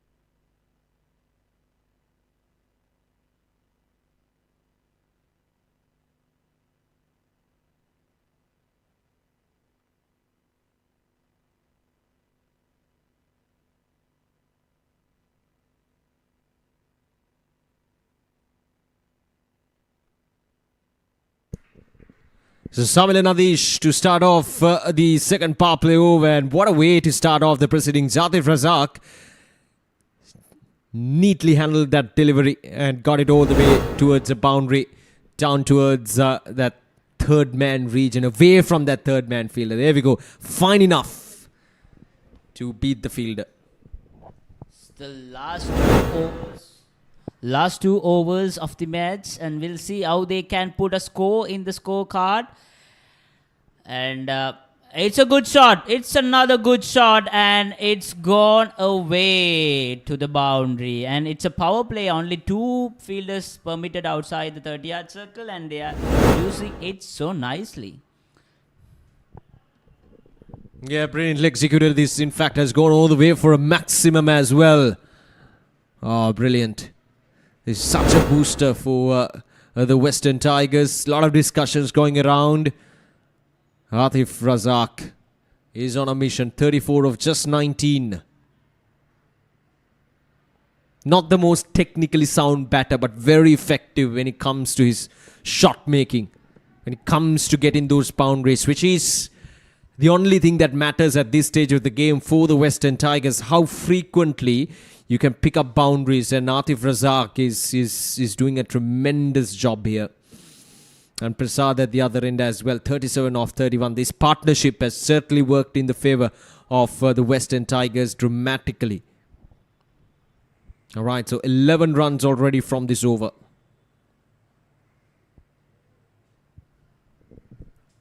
That is a good delivery from the bowler. It's coming towards the batsman and slightly inside. And is coming down the track, whacked away for a 6. It's out of the park. It's the biggest 6 of the match. It's out of the park. He is smashing the bowler. He is frustrating the fielder very much. Prasad Asanka. He is delivering on a stop. He is frustrating the bowlers and fielders so much. Yeah, what a shot, what an execution there from... Oh, it's in the road. Wow. And looks like we need a new ball as well. Last ball of this over, power play. 17 runs from this over. And we're already at 188. Here we go, the last ball. Prasad Asanka on 43. A punch down the ground. There will be a fielder down in the deep. So it will be just a single, but... 2 very good overs in terms of power play for the Western Tigers. And we got 1 more over to go. It's 189 for 4.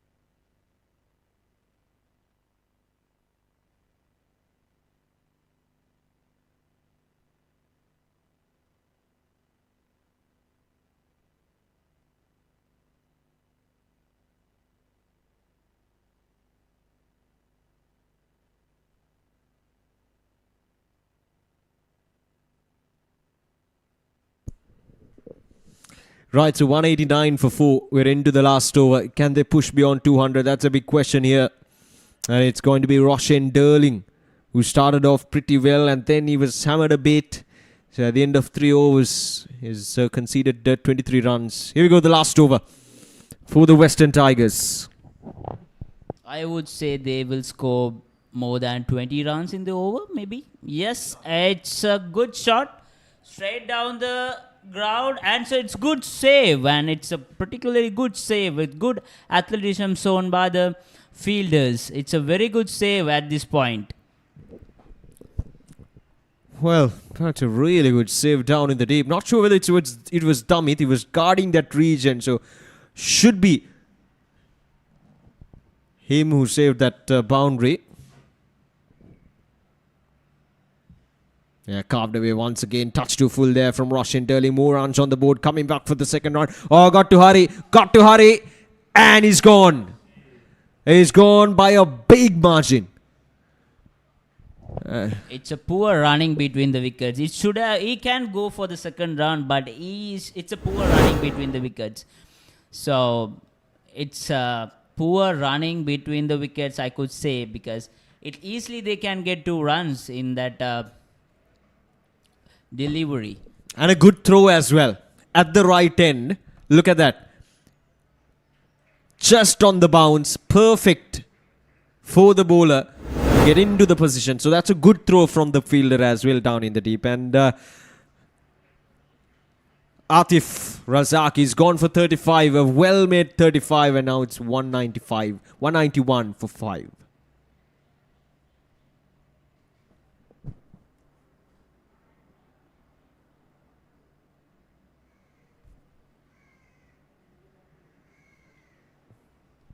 Will Prasad Asanka score a half century in the inaugural match of LPL26? Yes, it's a good shot. It's gone miles away, and it's a maximum for Prasad Asanka, and it's on his half century. It's a good colours shown by Prasad Asanka. It's a well-made half century for him. It's out of the park. Once again, it's out of the park's maximum for Prasad Asanka. He's delivering, smashing the ball all around the park, I think. So let's expect another one from him. Yes, he smashed away and protection over there and converted as single. But let's see the new batsman Umesh Vidya, what he can do for his team. It's 199 for 5. My prediction is very good, I think. Yeah, surely 200 is very gettable. Just 1 run away from it, and got 2 more deliveries remaining in this over and in the innings. Umesh.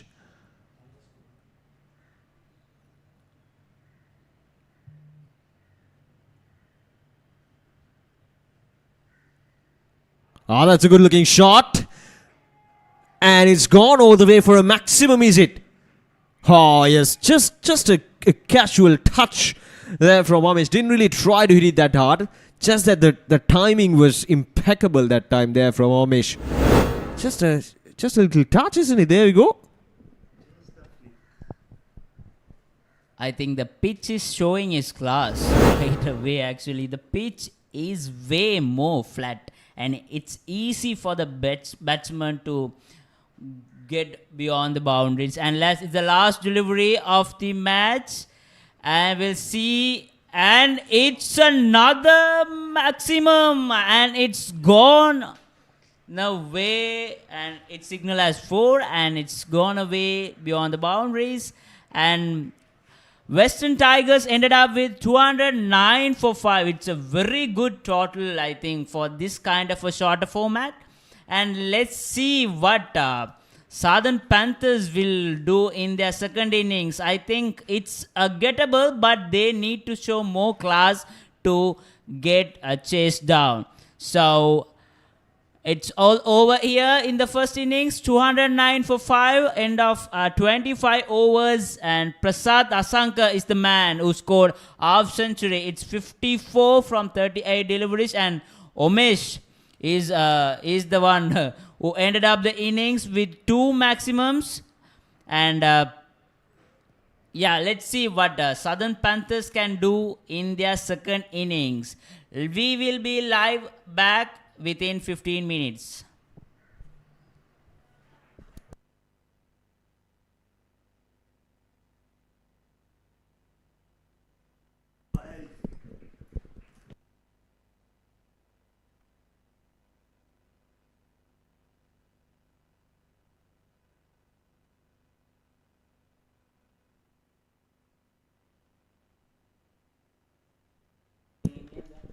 Right, so in 25 overs, the Western Tiger batters have done a good job getting a score in excess of 200 runs.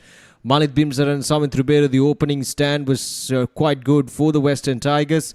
And then Prasad Asanka, what a knock, unbeaten 54 of 38 deliveries. And Atif Razak with 35 of 20 as well. And in 25 overs, they managed to cross over 200 to get 209 for the loss of 5 wickets.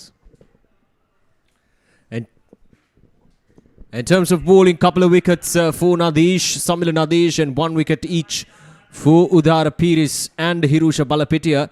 And the bowlers were taken on for cleaners most of the times. And, well, they were only able to restrict Southern Panthers for 209 for the loss of 5 wickets in their 25 overs.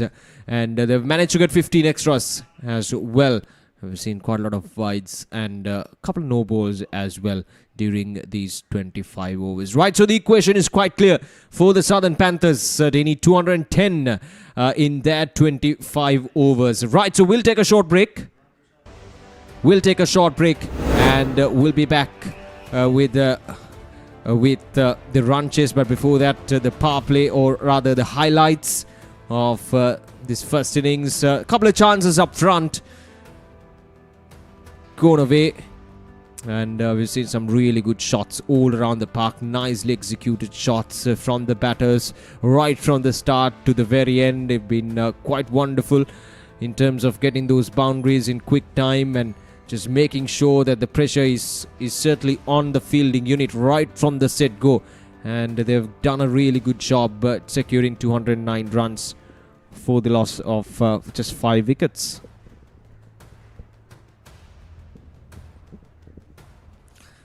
There's some really good shots all around the park, and Prasad scoring a half century was just a cherry on the top for the Western Tigers, the defending champions, coming into this game with a real positive mindset. And all of the batters, the top order batters, have done a good job. They've really made sure that they have a competitive total on the board in their first game. It's such an important thing, isn't it, to have that early momentum in the tournament, and that's exactly what the batters of Western Tigers have provided their team with. Boundaries all over the park, and maybe some late wickets falling in the last few overs. It was the captain Shakur Yunus, very unfortunate to get dismissed for a duck. But from there onwards, Atif and Prasad put up a really good solid partnership to carry the team beyond that 200 run mark and to put them in a real competitive place at the end of their 25 overs. So it's going to be a tough run chase for the Southern Panthers. They got to make sure that they're finding their groove right from ball number 1 to chase things down.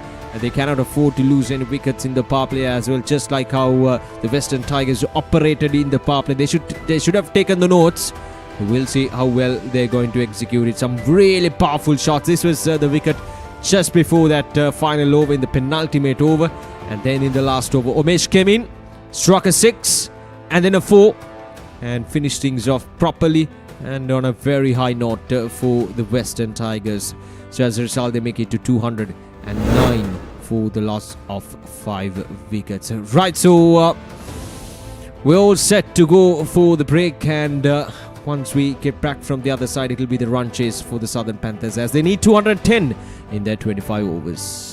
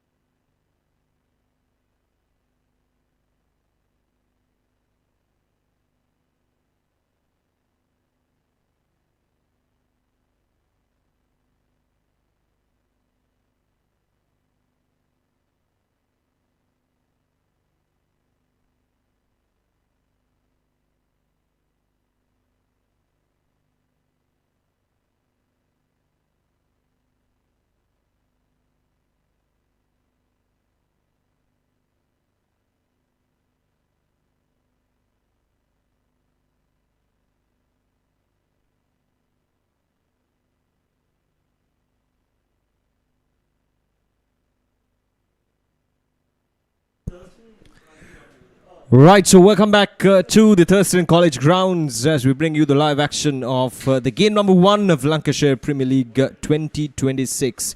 And it's the Western Tigers taking on the Southern Panthers. The Western Tigers, they won the toss earlier today and elected to bat first. And they managed to get 209 in their 25 overs, giving a target of 210 for the Southern Panthers to chase down in their 25 overs. As I welcome Dilakshan once again. Dilakshan, 210 in 25 overs for the Southern Panthers. What's your take on that? Yes, Oshada, it's a bit difficult task for Southern Panthers because 210 is a bit difficult number. So if they show their colors on top, they can. It's a gettable total, I think. But they have to put pressure on the bowlers from the very first ball. Then only they can chase down that kind of a big margin. So it's let's start off the actions right here. And the two batsmen from the Southern Panthers is Suraj and the other and.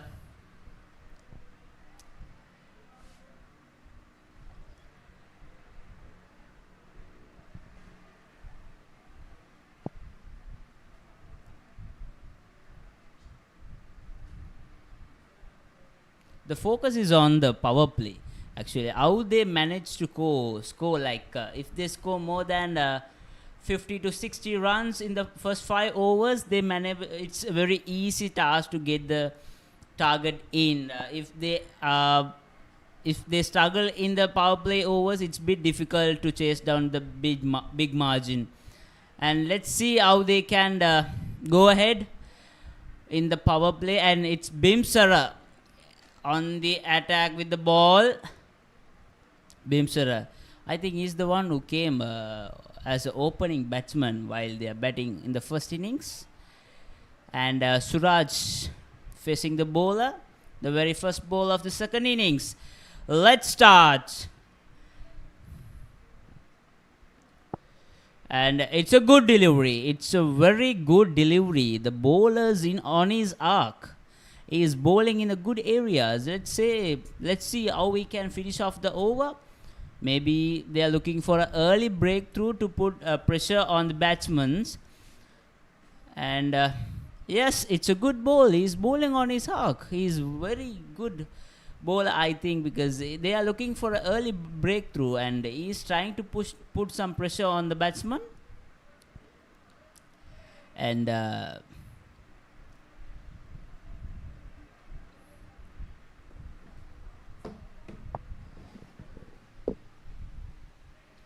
And it's another good ball, and it's back-to-back dot balls from Bimsara. He's bowling really well and quick towards the batsman. Batsman is struggling to middle the ball from the bat, and the other hand it's Gayan.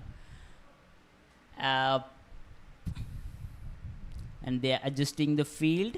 Maybe some plan from the first 2 overs, and they are trying to get some wickets in the innings. Let's see. Yeah, starting off with spin. The Western team, of course, trying to... Oh, there we go. Might go all the way for a boundary, as it does. So the first boundary of the innings. The Western Tigers. Not really sure whether it was intentional there from the batter, but nevertheless, it's a boundary. Let's have a look at that again. There was a slip in position, but it was a bottom edge that carried the ball all the way towards the boundary. So, a wonderful effort there from the fielder as well, but couldn't really stop the boundary. And looks as if we got one more delivery remaining in this over.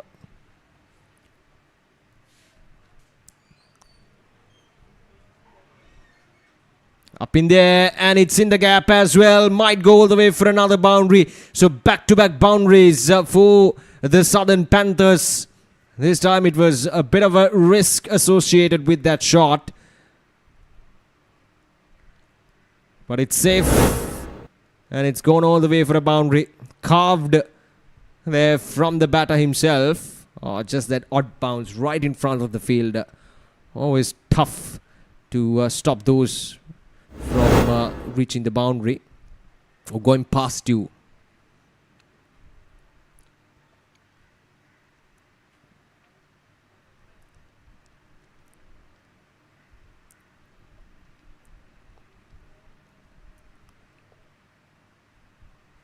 Right, so last ball of this over from Malik Bimsara. Oh, it's up and over. 3 boundaries on the trot to finish things off in the opening over. They're on a mission. And the first over is done and dusted. 12 runs from the first over. There you go. The umpires instructing the batter not to walk or to stand on the danger zone. Let's have a look at that again. Slightly overpitched once again on the offside. Plenty of width on offer. That's the problem. Plenty of width on offer for the batter to freely open up his arms on the offside and to loft that shot through the covers for a boundary. 12 runs from the first over.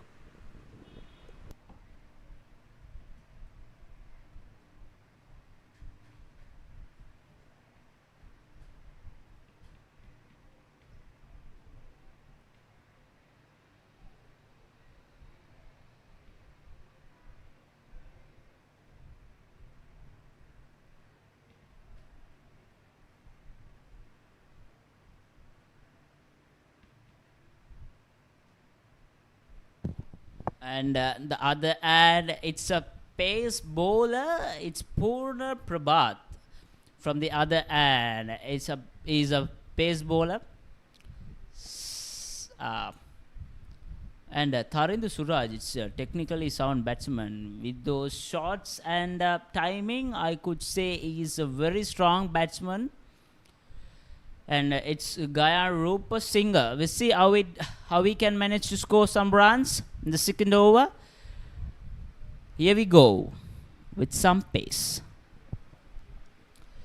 It's a wide delivery. You cannot afford to bowl extras. If you are defending this much of a target, is this much of a league, you cannot afford to bowl extra delivery.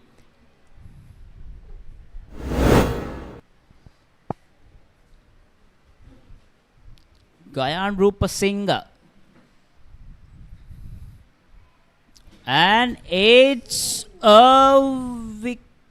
yes, it's confirmed as out. It's a good stunning catch by Bimsara. He is showing his colors from batting, bowling, and now from the fielding. And it's a stunning catch. He smashed the ball and it's a stunner from Bimsara. It's a good catch. Maybe they are looking for the early breakthrough. Bimsara itself, he made the choice. Yeah, an absolute stunning catch there from Malik Bimsara. At the covers, came at really low and hold on to that catch. Brilliantly executed, good technique and everything there from Malik Bimsara. And the first wicket goes down just like that for the Southern Panthers in the second over itself. And in comes the captain, Eminem Akram. He's got a big responsibility upon his shoulders now. Chasing down a total of 210. You've got to have a good start. And losing a wicket is not the part of the plan.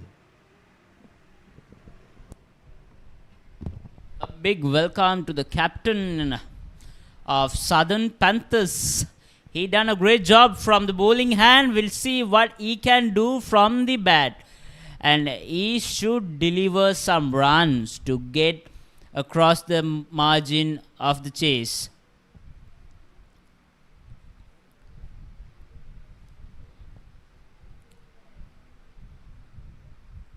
But while we talking about the catch, it's a stunner, I think. It's a fabulous catch.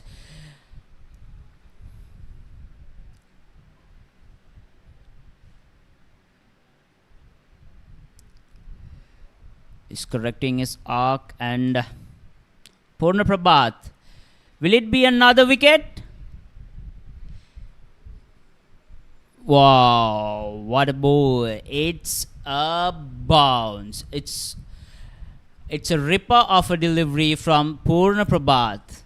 He is showing his colors. He is showing his colors. He's definitely going to do something from the ball.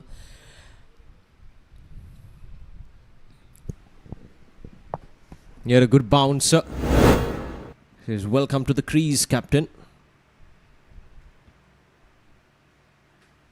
Oh, once again, this time through the covers, might go the way for a boundary, as it does. Slightly over pitch, and Purna Prabhat, the problem with him is he's bowling it fast, so there's enough pace for the batters to work with. So the slightest mistake in terms of bowling, you bowl it full on the offside, the batters can free their arms and play it down the ground through the covers for boundaries. So as a bowler, when you offer pace, you've got to be very careful. You've got to push, or rather pull the line, or rather the length back a bit, bowling in that good length region rather than bowling it full just like that. There we go. That's easy pickings. Easy for the batter to drive that ball on the offside. That's asking for trouble, especially at the top order.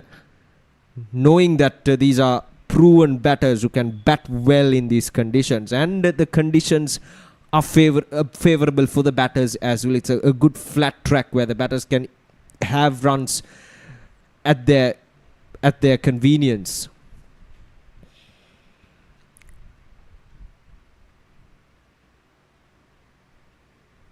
Oops, slight disturbance there for the batter. The side screen.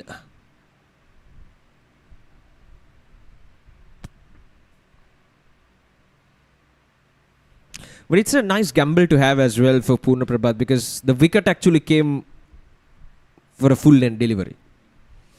So there's obviously an upside or a downside for everything. Now there we go. So much risk in that shot. You can see the way he executed that shot. He was not in control, playing it around his pads. While you initiate your innings, you should play full face of the bat, because you can't play across, because it's a new ball, it coming faster, and you have to play with your full face of the bat. Otherwise, it may risk your wicket, because you have to keep yourself confident throughout the innings you play while you initiate your innings. So it's better if you can avoid playing across in the initial innings. So it's the last ball of the second over, and let's see what he can do. It's some field adjustment once again. I think it's gonna be a wicket.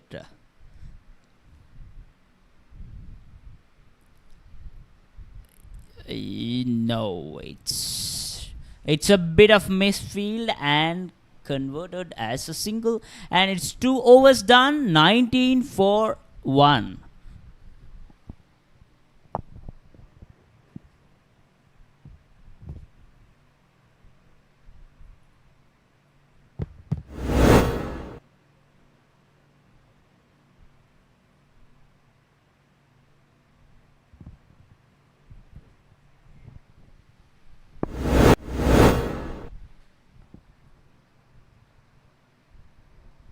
Once again, it's Bimsara on the attack from the other end.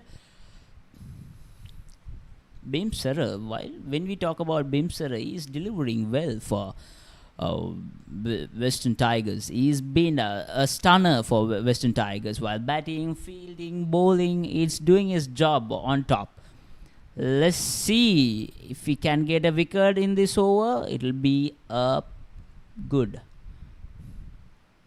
And it's a lofted shot, and it's going and gone for a boundary from Tharindu Suraj. He is playing Bimsara.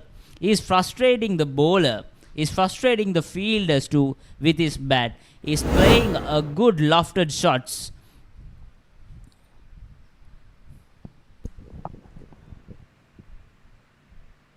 Yeah, once again, the boundaries coming in nicely, though they lost a wicket early on.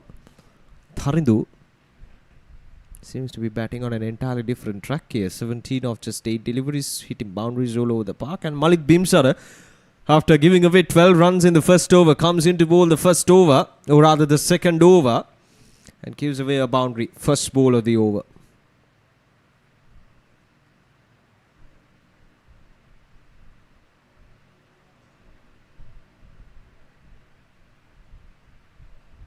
Yeah, again a full toss on the offside.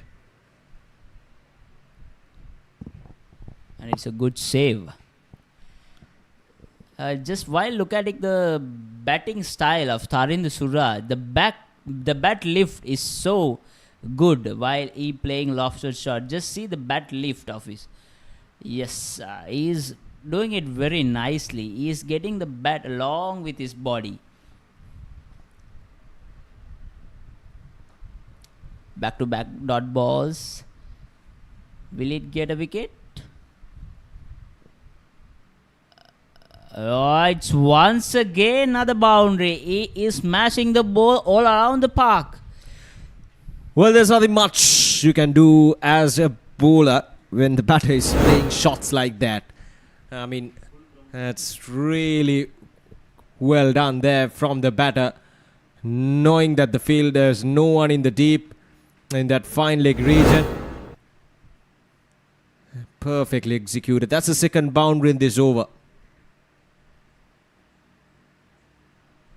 Bottom edge. Might go for another boundary. Yes, it does. Malik Bimsara should consider himself extremely unlucky. Excess leakage of runs from Western Tigers here. They are giving the runs as much as they can to the batting team. It's an arm ball, but fortunately it's ended up with a boundary.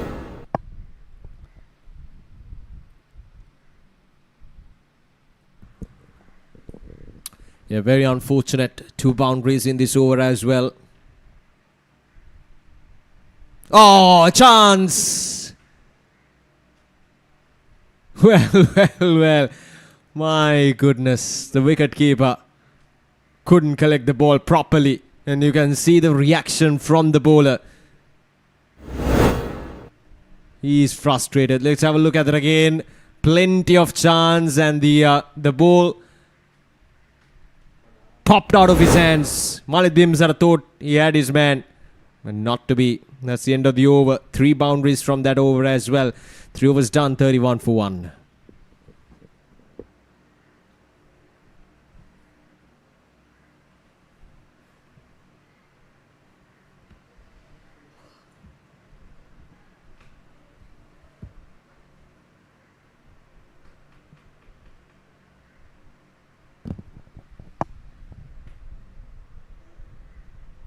The keeper should be too smart to win a game. Actually, from the first innings, the keeper made some mistake, and this is the good opportunity to get out. Tarinder Suraj walks away to the pavilion, but it's a missed opportunity. He should have been proactive while keeping. It's Purna Prabhat again. Oh, it's a nick. Is it a nick? Yes, he's gone. It's a wicket for Purna Prabhat. He nicked it away, and catch is taken by the wicket keeper. Its captain itself walks out of the park for 5 runs. It's 2 wickets for Purna Prabhat. It's a good delivery. Not seems to be a better delivery, but eventually ended up with a wicket. It's a good take by the wicket keeper. He has taken the catch as we attract our neighbor's wife.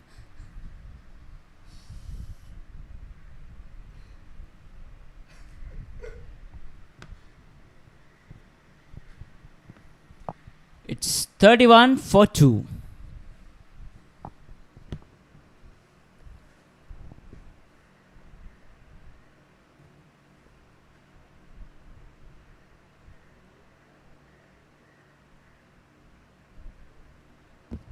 New batsman in Udara Piris.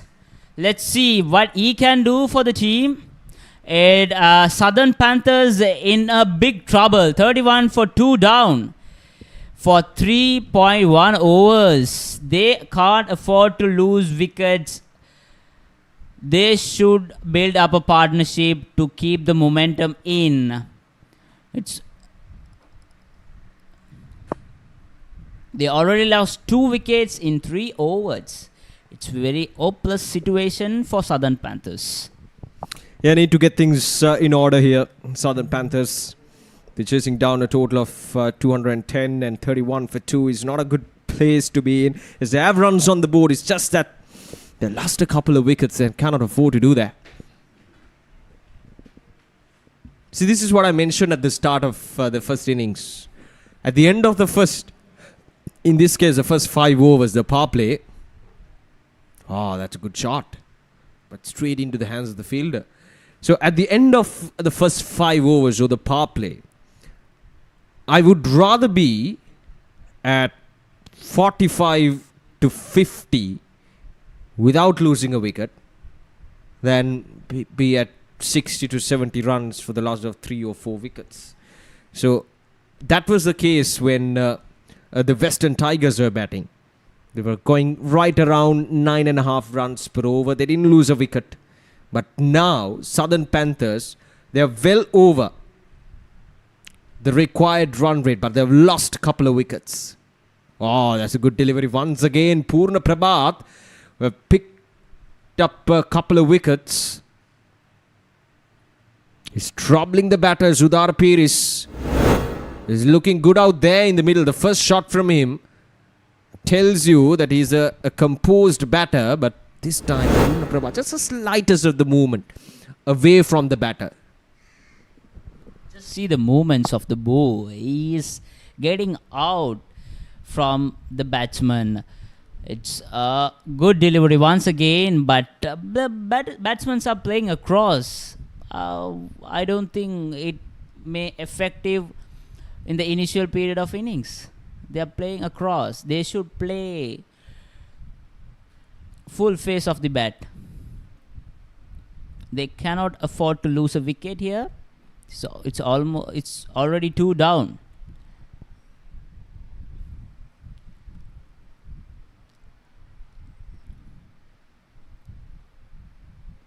Oh, it's a stunner. He's bowling in his own arc. He is bowling in good lengths, but still struggling to get runs against Purna Prabhat. Udara Piris is trying to knock out the batsman, but eventually ended up with no runs. They are showing the colors, but they cannot get into the runs. Wow, it's a good delivery. It's a good delivery from Purna Prabhat. He is getting the ball in and out. He is bowling at his peak. And it's 4 overs done, 31 for 2. Just look at the numbers of this over. Wicket maiden. It's a wicket maiden over. In this kind of a shorter format, it's a very valuable over. We can say it's as an asset. 4 overs done, 31 for 2.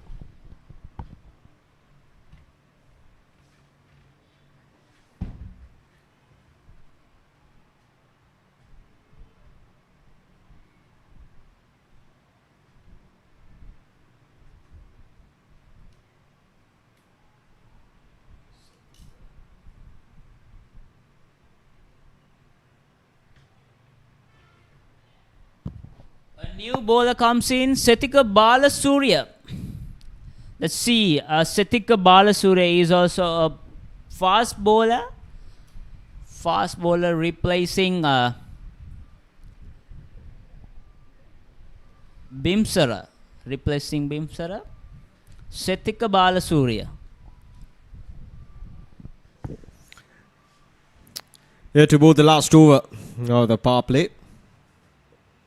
31 for the loss of 2 wickets now. Shakur Yunus, the captain, making some last minute adjustments. He was the captain last year as well.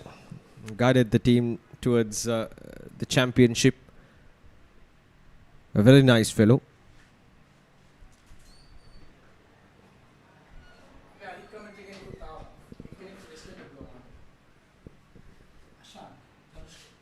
"31 for 2. Oh, that was too close to his body to be cut away.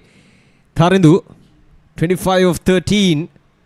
Setika Balasuri, just a gentle medium pace, running in very casually.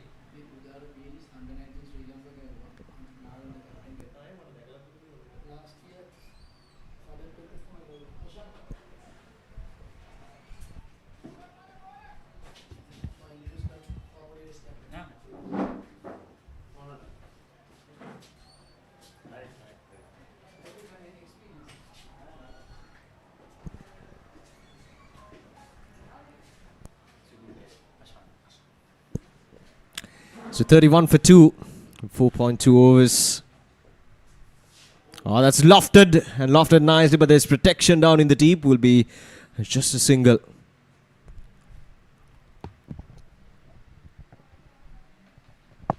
Right, so I would like to welcome Ashan into the box. So welcome, Ashan. You've been part of the this tournament last year, if I'm not mistaken. So how's your experience so far?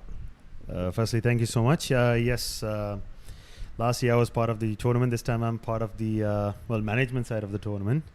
But yeah, so far so good, and I think it's a great start to the tournament.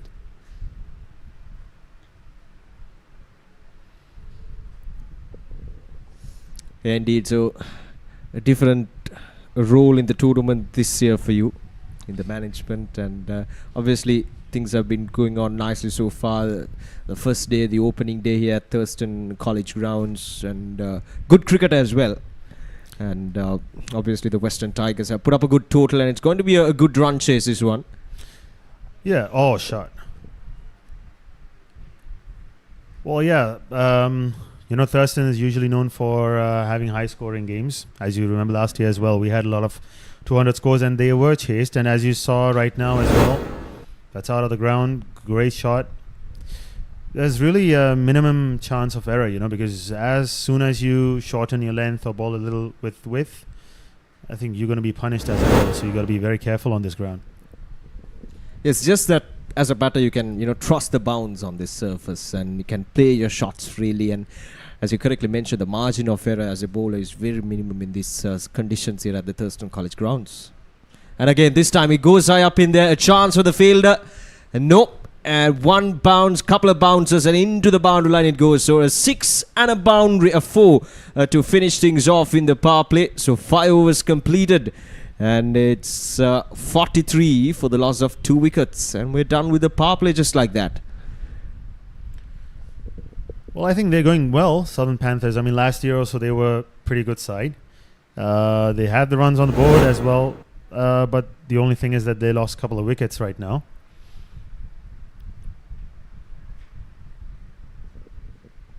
You're not 100% in control of that shot, the batter, but still good enough to get it over that mid-on fielder. Just a couple of bounces into the boundary line. Got to be careful though. Now that we're done with the power play, the fielding restrictions are done, and we got 4 fielders outside the 30-yard circle. And they have a good combination out there in the middle, Ashan. The 2 batters, Tharindu and Udara Pires. Udara Pires, of course, is highly experienced campaigner. Played for Sri Lanka under 19s as well, if I'm not mistaken. And so there's obviously the experience that you badly need when it comes to chasing down a total of 200 plus in 25 overs. So it's just a matter of these 2 batters going on and putting up a good and a decent partnership that will lay the foundation for the rest of the batters to come in and chase things down. Yeah, absolutely. I mean, Tharindu already got a good start. Udara Pires is just new to the crease. I think once he starts going as well, they can build a small partnership, and the pressure is back on the defending champions, might I say? Yeah.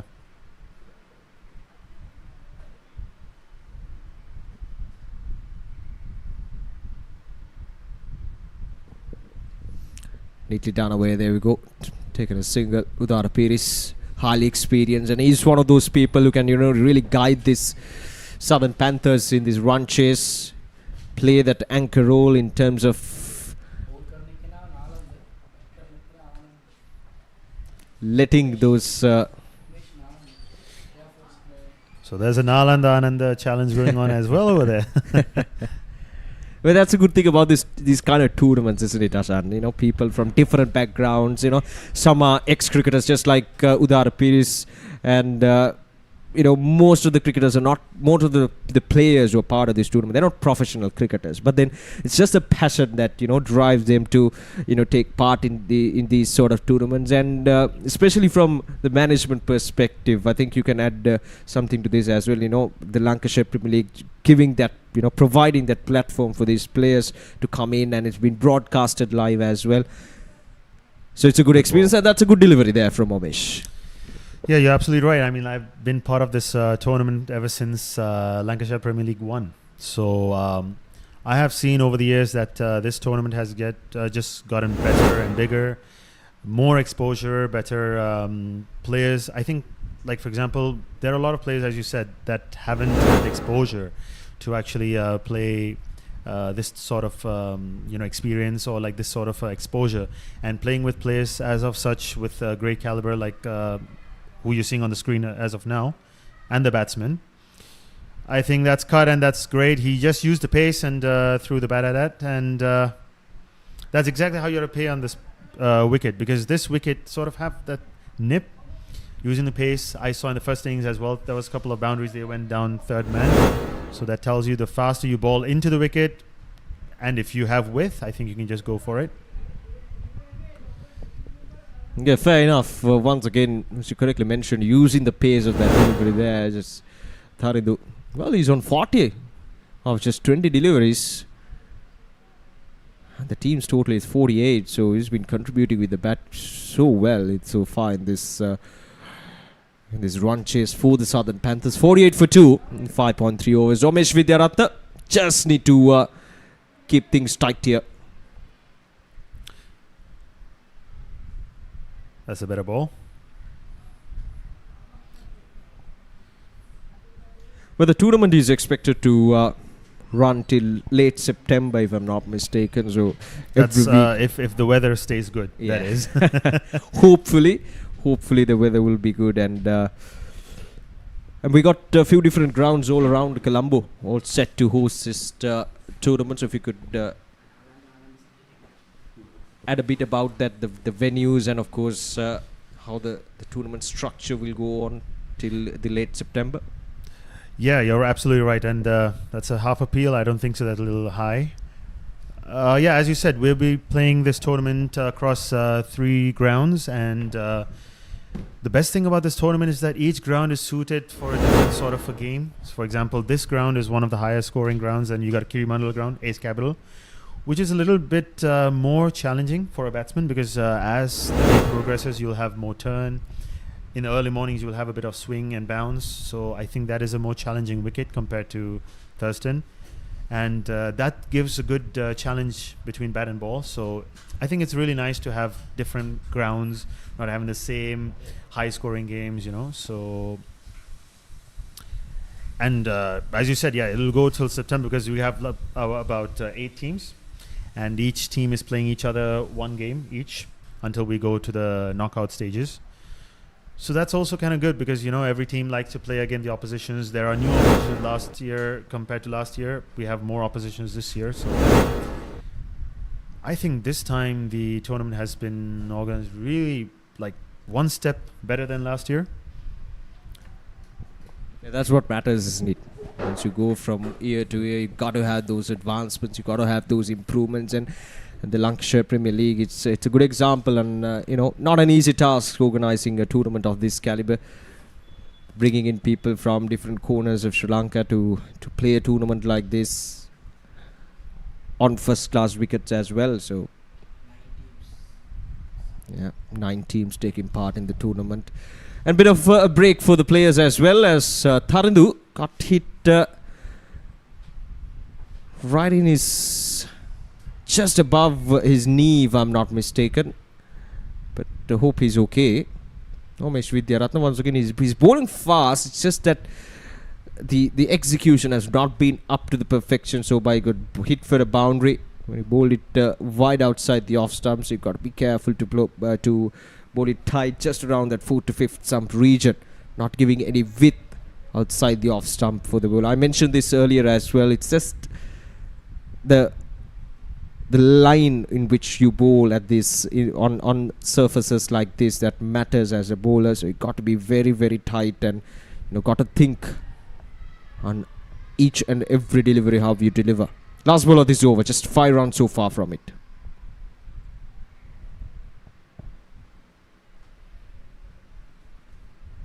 On to the pads and flicked away. Dot ball to finish things off. Just 5 runs coming out from that over. 6 overs done. 48 for 2.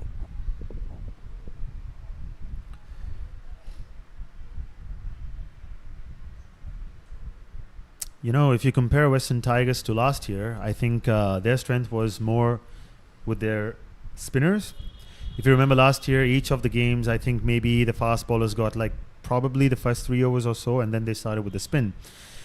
But this year on, I can see that they're having a much different approach. As of now, we have all pacers bowling from both the ends. Maybe it's something to do with the wicket as well, because this wicket looks like a good wicket, hard. Had a little of, grass coverings. Obviously, it was under covers with the rain around the corners, so that could have prompted the captain to play an extra pacer. Yeah, even in the first innings, we saw a couple of spinners coming with, but no real turn on offer. Nothing, nothing in terms of grip off the surface. And the spinners heavily relied on changing their pace and bowling those arm deliveries here and there to trap the batter. So I think that actually, as you correctly mentioned, prompted the captain to use his fast bowlers. Shakur Yunus, an experienced campaigner as well. Very unfortunate today, got dismissed for a duck. Yes.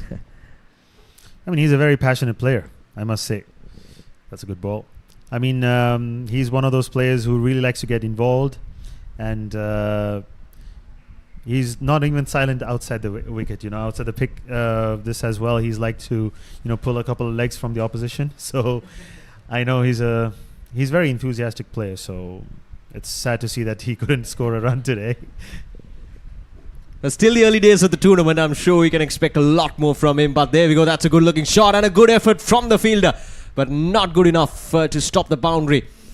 So Setika Balasuriya slightly overpitched and a straightish delivery there. Straight as an arrow. Cannot get straighter than that. Brilliantly executed and no chance to the fielder. There we go. Oh, had his chances, but then a tough one. These are half chances. When you're... Well, since they have some runs on the board, that's fine. But when you're defining something like less than what they have, these half chances might be try to stop, those extra runs. And Udara Peters has just got off the mark with a boundary. A tended sweep and scoop shot. Sorry. Well, that's given as a wide, so it has not touched any part of the body, and it has run down to the fine leg boundary. All right, he tried to ball an off cutter over there. He's a gentle medium pacer, and as many of the gentle medium pacers do, is trying to bowl that off cutters, trying to bowl those cutters, and this time he kind of reminds me of Asela Gunaratne, if you know. He has a similar sort of action, short run up, try to mix things up with his pace and fingers.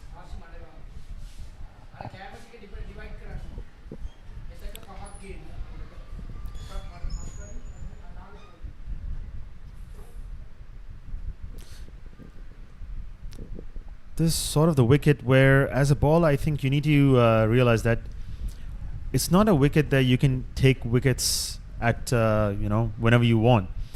Rather than looking for wickets, you need to try and restrict the scores. Like, give about 6, 7 and over. I think that is a win for the bowler. Oh, there we go. Once again, Udara Peters is trying to whack that ball onto the onside. Couldn't really find the connection he was looking for. But yeah, correctly mentioned. On a surface like this, where there's nothing much for the bowler, you've got to be canny, you've got to be smart. You've got to restrict the run flow, you've got to put that pressure on a different way. And you can see the current run rate is right around the same what is required at this stage as well. Has driven away nicely, but straight into the hands of the fielder, Shakur Yunus, the captain. So you put that pressure with dot deliveries. You put that pressure with the help of your fielders. You cut down those twos into ones. You be proactive as fielders. You be proactive as bowlers. And that's how you got to put the pressure on. And that's where you force the batter to do a mistake. So what I've seen in this over is that Udara Pires is trying a lot of things. I think if you saw the couple of balls that have been dot, he tried to overhit the ball. I think that's not exactly what's required because Tarindu at the other end is already getting the runs. So Udara Pires just needs to give the single, try to give the strike more to Tarindu. Otherwise what happens is that the pressure comes back on Tarindu. And he'll try to go for the big shot and maybe that could bring his downfall. So Udara Pires just needs to think, okay, one side we're getting the runs, let me just take the single, keep it rotating, put the pressure back on the bowlers.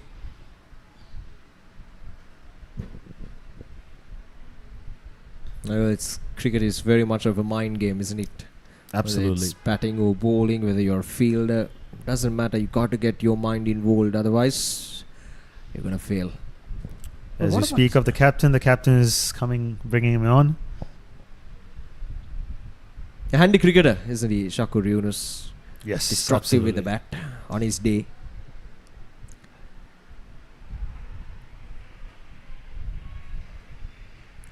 Well, there's a slight delay. Looks as if the batter at the other end is replacing his gloves. It's very hot and humid, isn't it, out there? Very sweaty as well.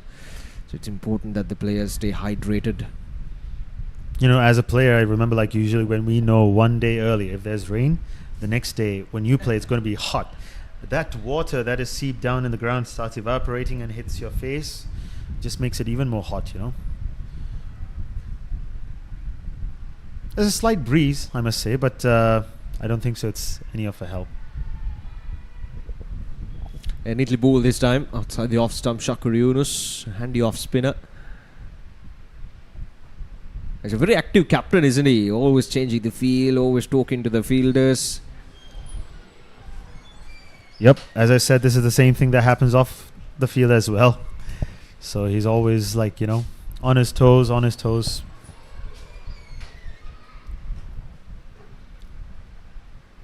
There you go. Just the last minute change before you deliver the ball. And it ends up being a wide. Udara Pires has been a bit struggling. If you look at his last over as well against the medium pace, he was trying out so many different things.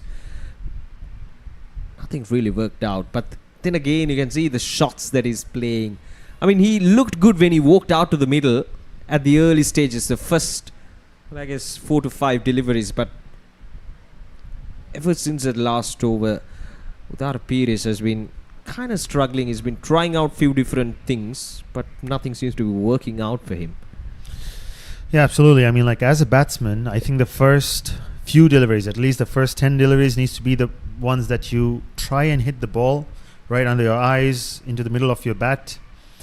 And I think Udara Pires from ball number 6 or 7, he was trying to scoop and look for those cheeky runs. Well, clearly Shakur is trying to ball outside off stump, loop it up, try to force the batsman to go for it.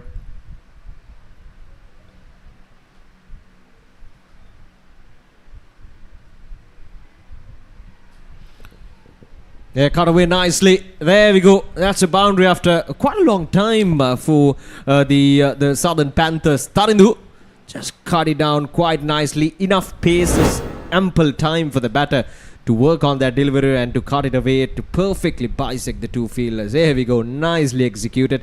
Didn't really try to hit it that hard. It's just that the placement and the timing was exquisite there from the batter. Yeah, outfield is fast. So this is what I think that Tarindu and Udara Pires need to understand. There is going to be an odd loose delivery by the bowlers. Just try and target that and get the other balls as singles. See, there you go. That's all they need. They got the boundary, rotate the strike.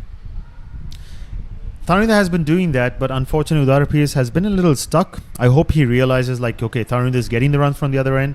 Let me just try to get the singles, rotate the strike, let me get into my double digits. And then maybe I can go for the big shot, you know. Bat deep. Yep. That's the important thing when it comes to chasing down. 8 overs done, 65 for 2.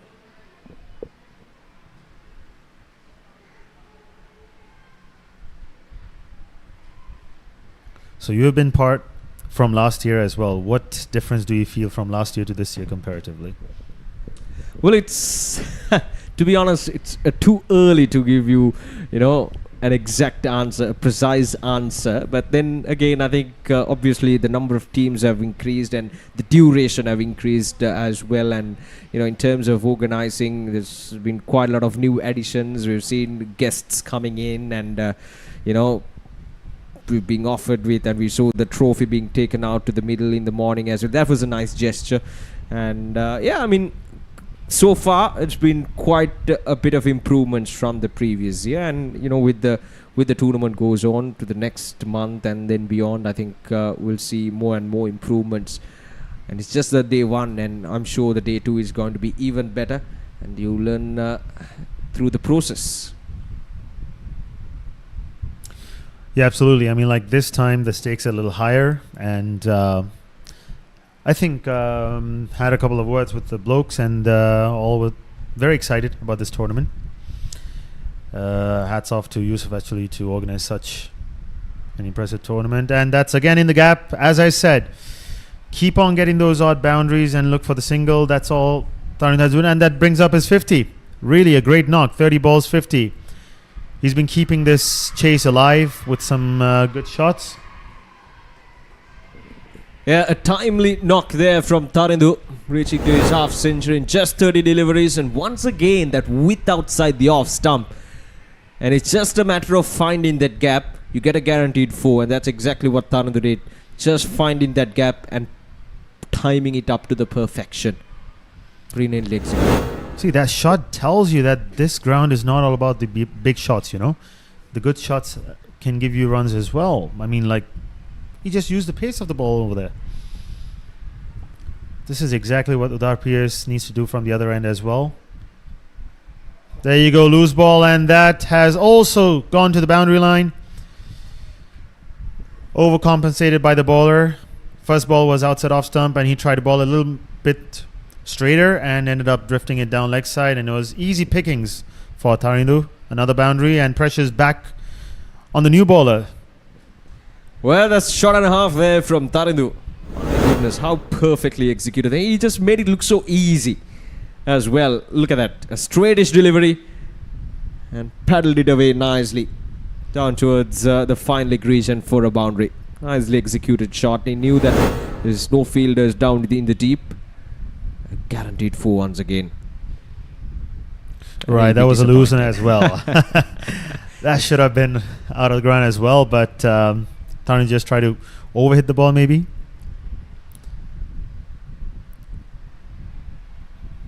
That's a wide. So you can see that the new ball is under pressure. 2 boundaries has made him change his thought process, try to ball outside off stump, maybe get 2 fielders. In fact, actually, there's no one on the offside deep except for the third man. So I don't think so. That is what the captain would have wanted him to bowl, because he just needs to place the ball through the gap and there's no one in the deep.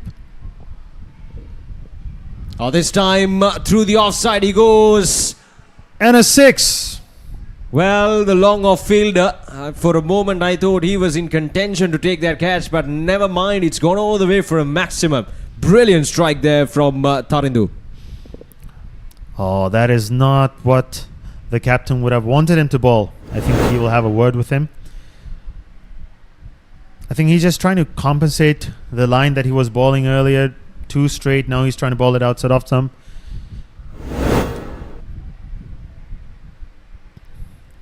Got away there. Poor misfield, and gives them a single.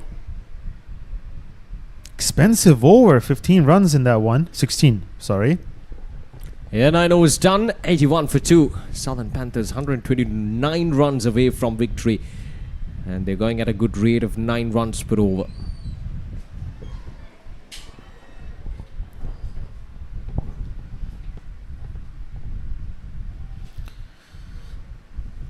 So far we can see there's not much of spin on offer, so that is a bit of a thing for the bowlers. That means they need to be more economical, clinical with their bowling, line and lengths.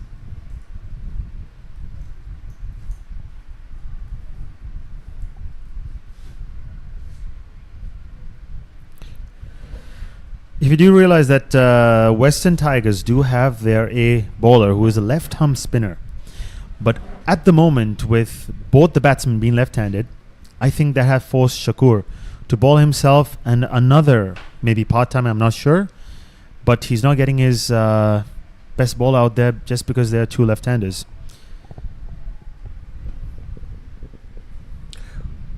Well, it's been a debate, isn't it, for a long time on, the captains choosing to bowl, when there's two left-handers in place, you opt to go with the right armers, but then them being not, up to the mark, up to the task, not delivering, good enough deliveries, might as well go for a left armor. Yeah, I mean, like, this is one point I always have a problem with. So, let's take Ashwin, for example.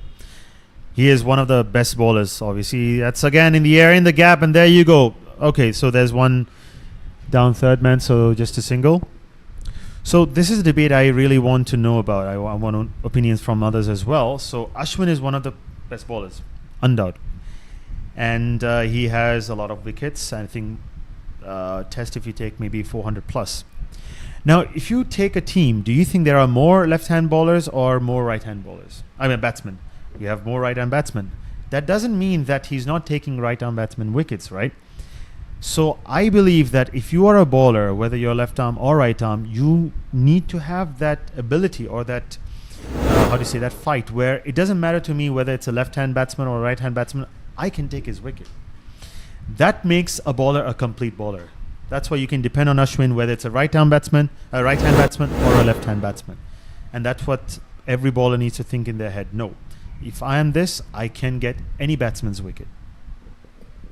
Well, fair enough, but when it comes to the decision making out there in the middle, it's the captain who makes the call. Maybe the coach, but it's mostly the captain who makes the call. So that mindset has to be implanted in the captain's mind as well. As much as a bowler you have that confidence, I think most of the bowlers, they have that confidence, It doesn't matter whether it's a right-hander or a left-hander. If he's been given the ball to bowl that over, he would go and bowl. It's just the captain will have to make that bold decision. It doesn't matter whether it's a left-hander or a right-hander. If he's the one who's been in a good form, if he's the one who's picking up wickets, might as well just go with him. Absolutely. And another thing on this wicket, if you look, as of now, the reason he's bringing in the right-arm spinners is because he's looking to beat the batsman, try to bowl it away from the batsman. But as you can see, there's not much of turn on this wicket. So I don't think so it's going to make a difference if they bring the left-arm bowler as well, unless and until he has a different plan.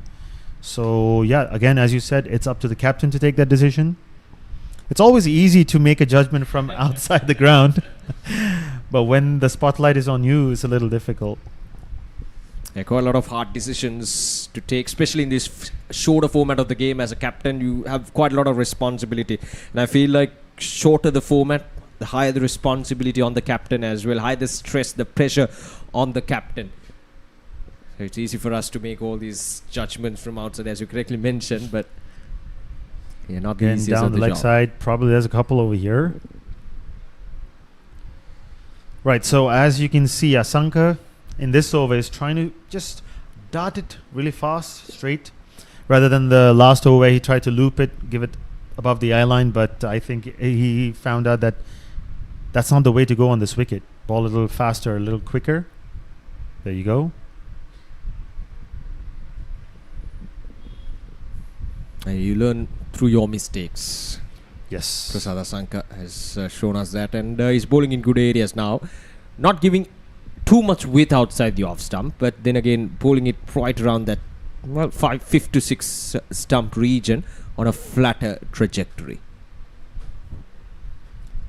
I think Udara Pires is really looking to break his shackles because he is currently 10 of 18 deliveries.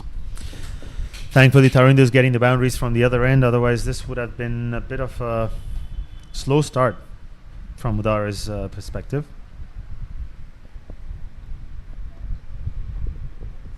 So 122 runs required. We've got 86 deliveries remaining.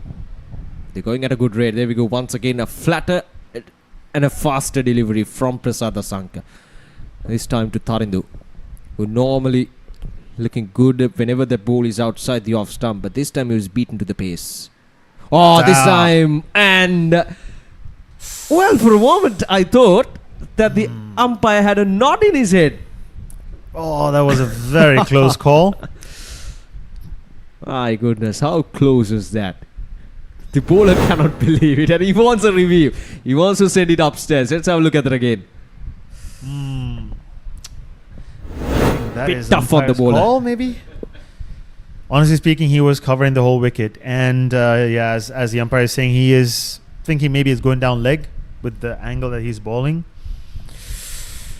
I won't lie. On the first guess, I thought that I saw the leg stump. Well, how crucial would that decision be? But then again, it's all easy for us to make those judgments. You know, just as we discussed about the captains, the umpire's job is not an easy one as well.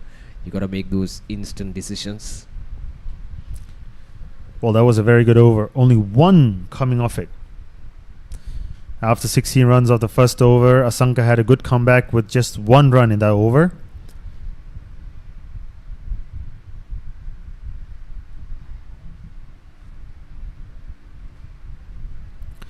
I think Shakur and Shakur is also trying to bowl a little quicker outside off stump, not giving too much room.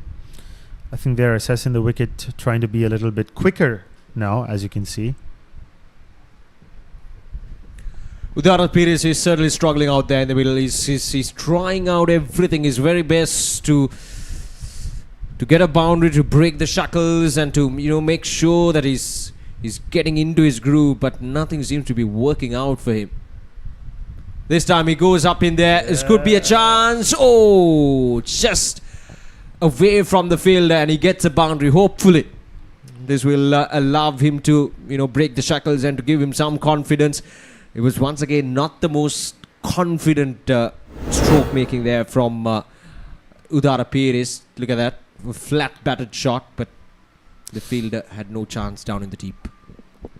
Well, yeah, I think there's a bit of an error from the fielder as well, or the bowler has made him too much to the offside. Well, that was, I think, if the fielder was in his position of long off, I think probably that could have been a catch. I'm not quite sure why he was more towards the covers region. Maybe probably because Yunus is trying to bowl it short and outside off stump. Things are working out pretty well so far for the Southern Panthers. They're cut away nicely and in the gap as well. There's a fielder down in the deep. It will be just a single. I think that is a better plan by Shakur this time around. He realized that there were a couple of boundaries that went down third man regions, so he has covered that area.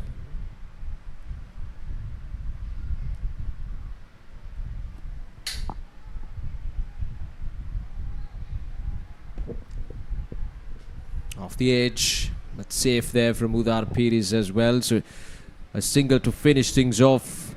7 runs. 7 runs coming off from that over. 12 overs completed, 94 for 2. And Shakur Yunus have completed 3 overs, 20 runs given away. Right, I must take a leave as of now because my team will be having the second game, as you know. And this time around, I am sort of the assistant coach. So congratulations. Thank and you. Good luck for the matches coming up. That was sort of a forced decision, but unfortunately with health, you can't take risks, right? So I'll be having to join my team now shortly for a warm-up. So good luck to both the sides, and thank you very much for having me over here. Hopefully we'll join soon during the match. Yeah, second indeed. match. It's been a privilege to have you here. Thank you and good luck. Thank you so much. Thank you. Right, so 209. This is the scorecard for the Western Tigers. Some good batting performances. Malik Bimsar and Samit Ruberu. And then a half century for Prasad Asanka as well. Wonderful effort with the bat in hand to get them to 209 for the last of 5 wickets. And it looks as if the players are having a short hydration break. It's very hot and humid out there in the middle. got to have your liquids in right at the right moment.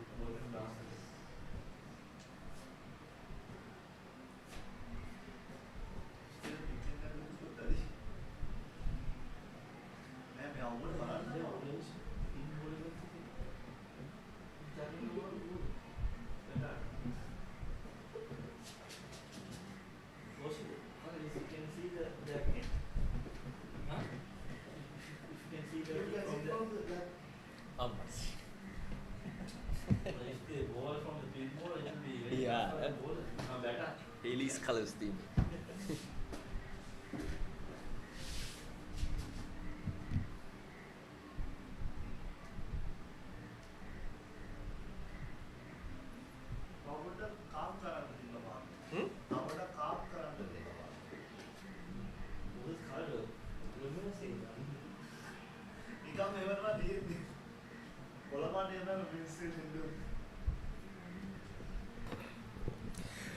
Right, so 95 for 2. 12 overs. Two batters going on nicely, putting up a really good partnership here. And for the Western Tigers, the only way forward from here onwards is to pick up a wicket or two here. That would really put them back in this game, because at the moment, these two batters are certainly taking the game away from them. 115 runs required in 78 deliveries. That's the equation for the Southern Panthers. And from the way in which these two batters are batting at the moment, it doesn't look as much of a challenge for both the batters. Tarandu especially is looking very promising out there in the middle. 65 of 44. Udar Pires has been struggling. 16 of 23. But since the runs are coming from the other end, not much pressure on him as well. Punched on the ground quite nicely. Couldn't beat the field at mid-off. Right, so as I welcome Dilakshan once again to the Combox. Dilakshan is turning out to be a good run chase. The required run rate is just below 9 runs per over. But they're going at around 7.5. But with wickets in hand, I don't see any demons for the Southern Panthers to work with in the coming 10 to 12 overs. Yes, so as per the condition right now, it's not big. It's not a big task for Southern Panthers. Just look at the numbers of Tarinder Suraj, 65 of 44. What a player! So he is leading from the front. It's a nice delivery from Umesh Vidyaratne, guiding towards the square leg. Sorry, point region.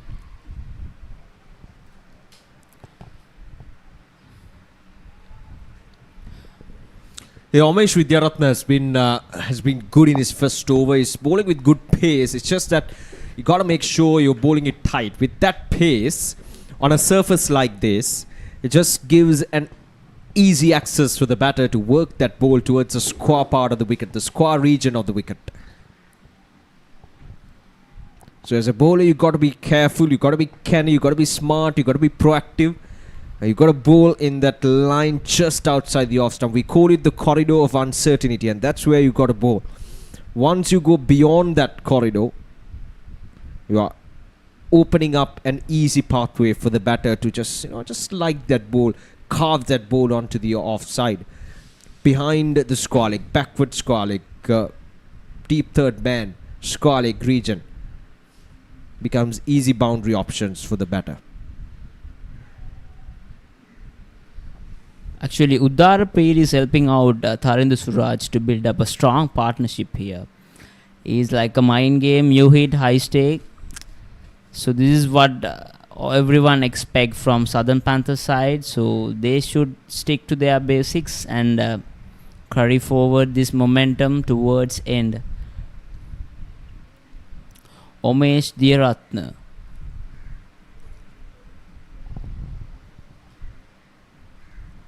It's a good slow ball, but it's a bit of misfield over there and Coster single. Yeah, the pitch has certainly worked in the favour of the batters. We actually discussed this in the morning as well when we walked out to the middle to have a look at the pitch. We predicted that it would be a good high-scoring game, the first game. And just as we predicted, the runs are coming in nicely. The batters can actually trust the bounce on this surface. They can come down the track at ease. Nicely played once again. Down towards the square leg region for another, or rather the point region for another single. It's a really good over. Just considering 4 runs, it's 99 for 2. 13 overs in.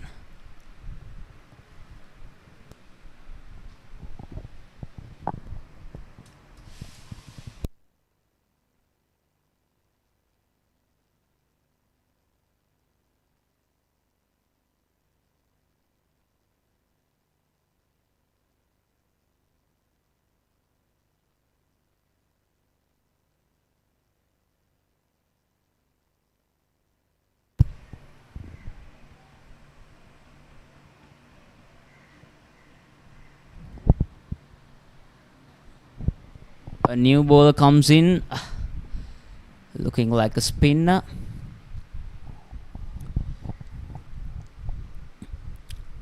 End of 13 over, 99 for 2. Just adjusting the field. Bit of a drama.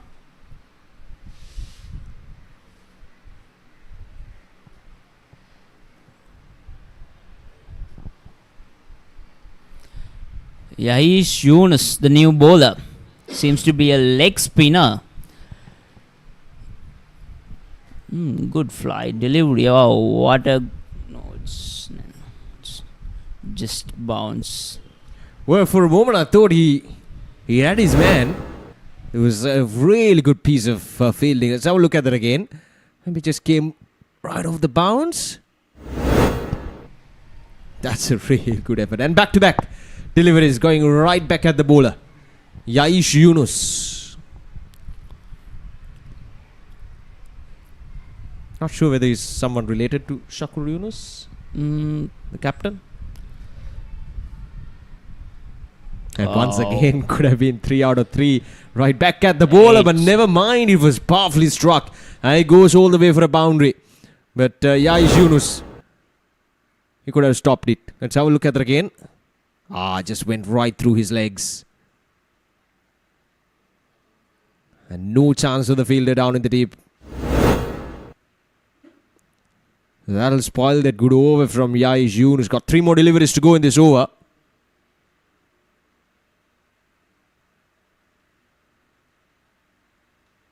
Right, so Tharendra is now into his 70s. 71 off just 49. Nicely done, neatly done. Just a simple nudge towards the own side for a single.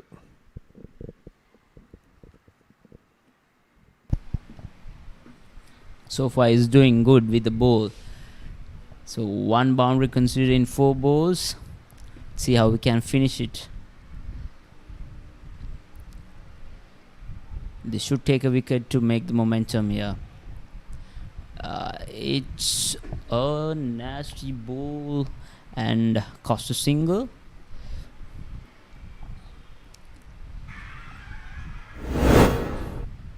Still just missed the opportunity to get a boundary. It's a good fielding out there. The last ball of the over.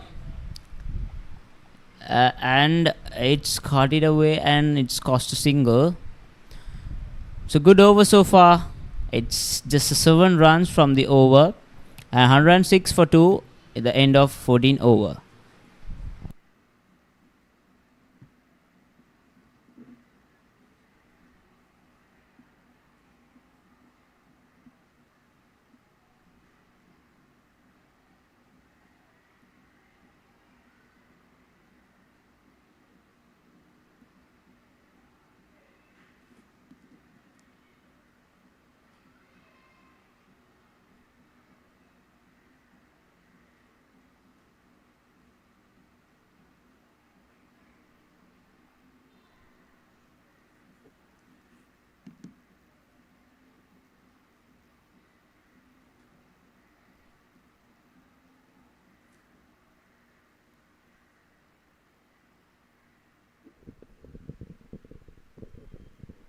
Right, so Umesh Vidyaratna to pull the 15th over. He starts off with a wide.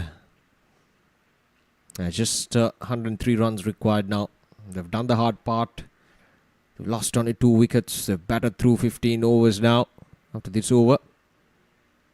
And it's just a matter of finishing things off properly here. This is a good start to the tournament. And it's always good to see when the batters are scoring runs. When it's a high-scoring game, it set the momentum nicely for the rest of the tournament. Oh, powerfully struck straight into the hands of the fielder though. Couldn't pierce the fielder. That was a guaranteed 4 if we could have just pierced the fielder. But Bimsara, he's a good fielder. He took an absolute blinder at the covers region, at the same exact region with the first over itself, if I'm not mistaken. Yes, exactly. From the Western Tigers team, they are fielding well around the park. And it's Umesh Vidyaratna, and it's another extra delivery from the bowler. They cannot afford some extra runs at this stage. They try to break the partnership.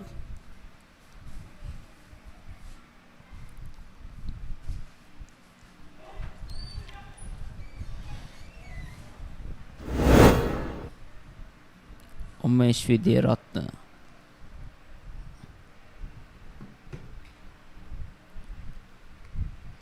It's a good shot towards the covers and goes for a boundary.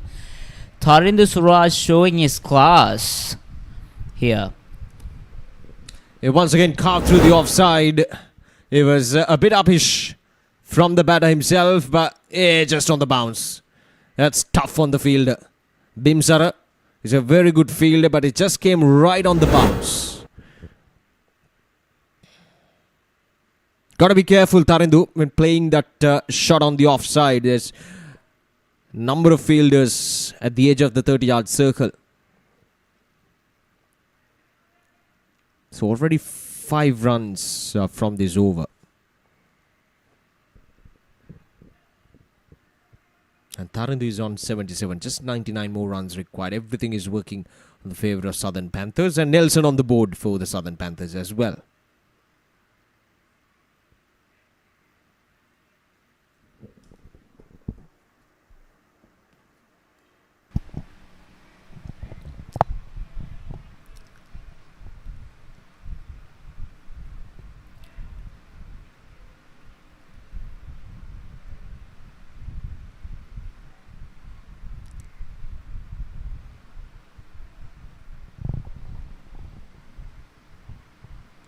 Bit of a nervous situation for Western Tigers as they're trying to break out the partnership here. It's another shot, wonderful classical shot by Tharinder Suraj. Is frustrating the bowlers and fielders. Well, I'm out of words to explain that particular shot from Tharinder Suraj. That's so good. And good is an understatement to explain that particular shot. What a way to bring another boundary through the covers, lofted timing, placement, everything up to the perfection there from Suraj. And he's on 81 of just 55. Class written all over. Right, so 9 runs from this over as well from Omesh. It's been expensive.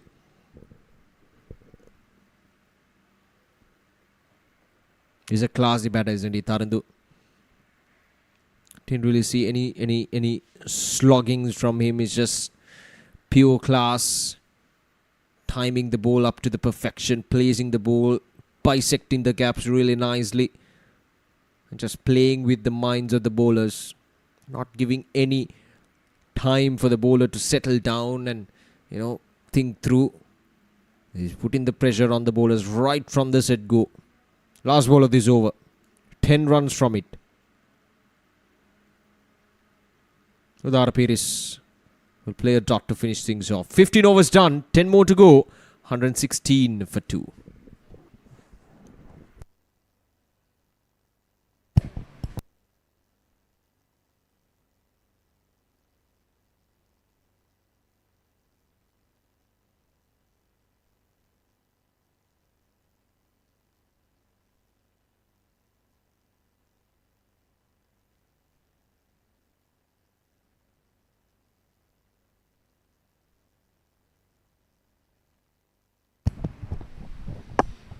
Shaheen Yunus back with the attack.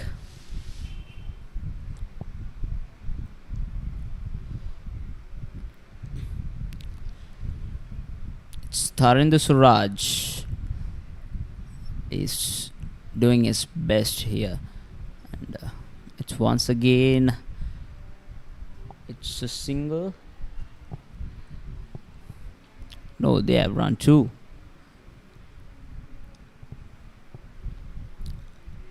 Every runs makes count here, so they have to stick to the basics to break this partnership, otherwise it'll be a trouble in the end. Yahij Yunus. Oh, it's a pitch of a delivery and it's asking for a out. No, it's safe.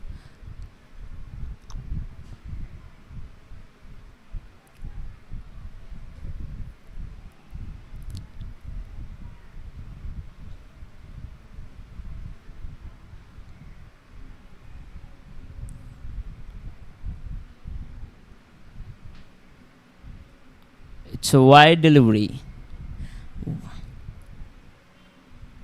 by Yahish Yunus. Extras cost more than a run.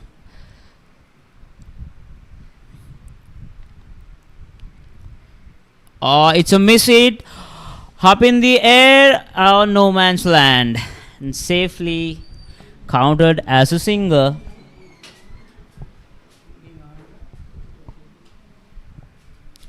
It's a miss hit, but eventually ended up, it's a safe land.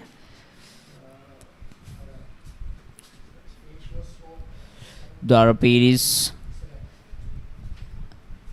Oh, it's another miss hit. They're trying hard, Udar Peris. 19 of 30.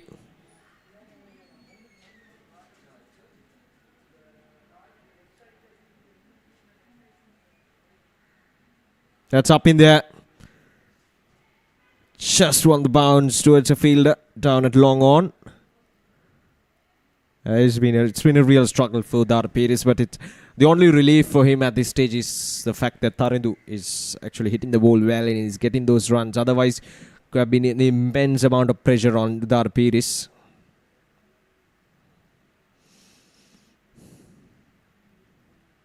Oh, this time he goes high up in there. Is this a wicket?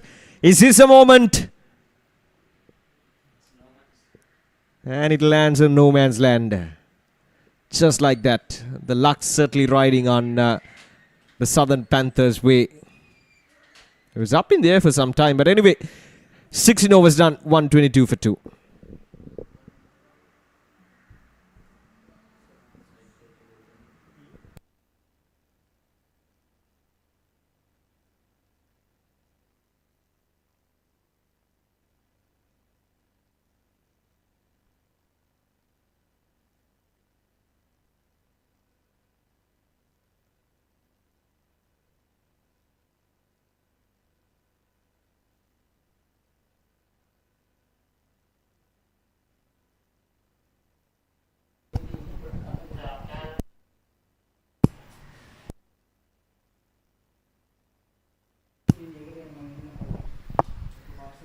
Asanka back in action with the ball.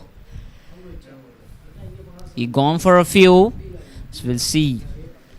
So there was some miss hit, some pressure situation for the both side. The run rate up on high.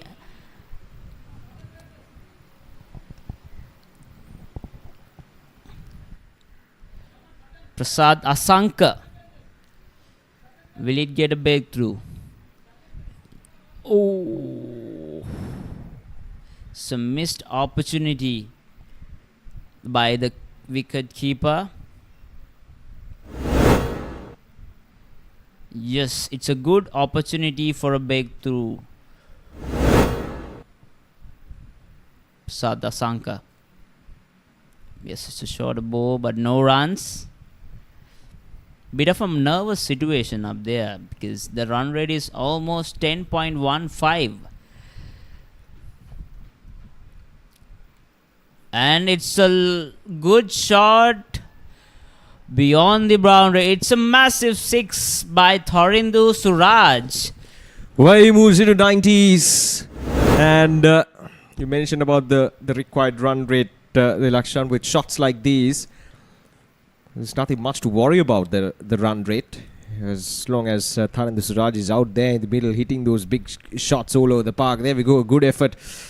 But it's just out of reach for the fielder. He moves into 92 of just 63 deliveries now. 82 more runs required. That's a long way to go. So plenty of time. Oh, there we go. That's another boundary, is it? Yes, it is. So 10 runs from the last two deliveries. And he moves into 96. Now just 78 runs required. These shots releases some pressure of batsmen and Southern Panthers team. And will it be the first century of this season? But what a moment it would be. First century, the first day, in the first match of the tournament. Well, it shows the quality of cricket that we've seen so far in this match one. Oh, is it Yes, gone all the way for a going. boundary? And there we go. That's a century for Thorindu Suraj. What a wonderful innings. And even more special because it comes in a run chase for the Southern Panthers, chasing down a massive total of 209. In comes Thorindu Suraj and he delivers with a wonderful century. No words upon there. It's a fabulous century by Thorindu Suraj. It's, we can say, at one-man army. He just scored 100 in 65 balls. In this kind of a sort of format, it's a big achievement. The first century in LSPL 2026. Way more to come. Another lofted shot, and it's a boundary. He is showing in the class and frustrating the bowlers and the feeders. It's the run rate comes down, has 8.75. It's like a small task for Thorindu Suraj now. There is a replay of that shot. In fact, this was the second boundary just before he reached to his half century. So 3 boundaries on the trot, back to back. Here we go. What a moment. What a moment for any batter to reach to his half century. And this was the shot that took him to 96. Oh no, right after getting that 100. Bit of a misfield down in the deep. So 3 boundaries on the trot to finish things off in the previous over. And all pressure on the Western Tigers. They've done a good job with the bat in hand, but their bowling is a bit questionable. But we should be grateful for the president of this league, Mr. Yusuf, because he has set the stage for this kind of young people in Sri Lanka, youngsters, especially youngsters in Sri Lanka, to showcase their talent. We should be grateful for Yusuf.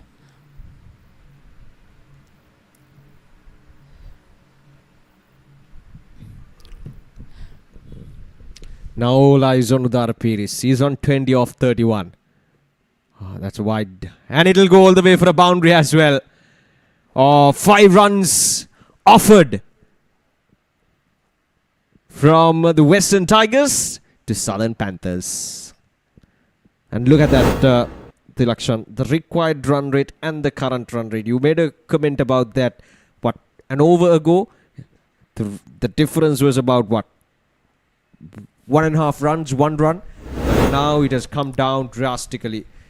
The current run rate is just above 8.5 runs per over, and the required run rate is just above 8 runs per over. So that's what, I mean, couple of big shots will definitely relieve that pressure of the required run rate by a drastic margin, and that's exactly what we've seen.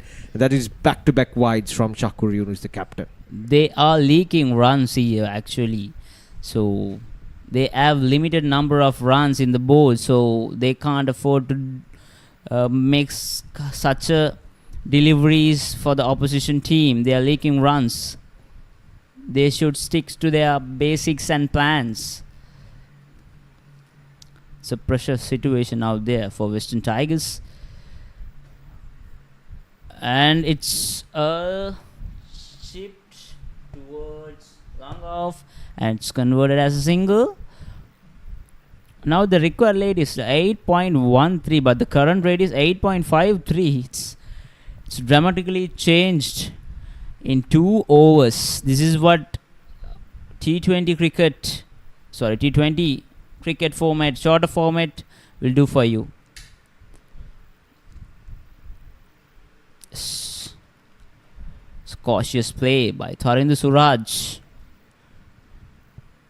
Shakur Yunus, the captain of Western Tigers. What he can do. Oh. Was there an edge? Wasn't really clear at the first sight itself. But there's nothing much of a reaction there from the wicketkeeper and the bowler, so I don't think there was an edge. Coming down the track, down the ground, and it'll run away for another boundary. Well, you cannot do anything wrong at this stage, Tharinder Suraj, because whatever the ball that he intends to play, he plays it and he gets a boundary. Doesn't matter where you bowl at. Because right now, he doesn't have a weak area. From what I've seen so far, 104 of 67. Shakur Yunus under pressure. His bowling is 4th over. Coming down the track once again. And that'll be the end of the over. So another expensive over comes to an end. 18 done, 7 more to go. 152 for 2.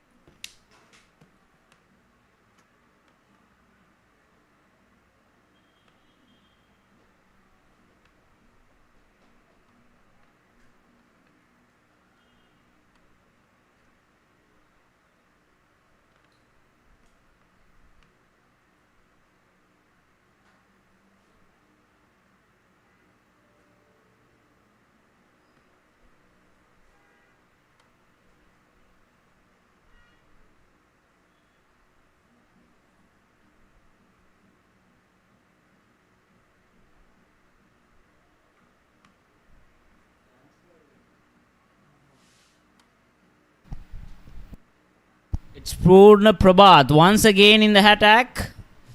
So just look at the numbers here. 109 of 70 balls. Tharinder Suraj, the man of the moment. He is guiding the team by single-handed. Tharinder Suraj. What a player. Oh, it's a good delivery. And it's converted as a single. they're playing a bit cautious as they have similar as a runner ball. So, bit cautious on their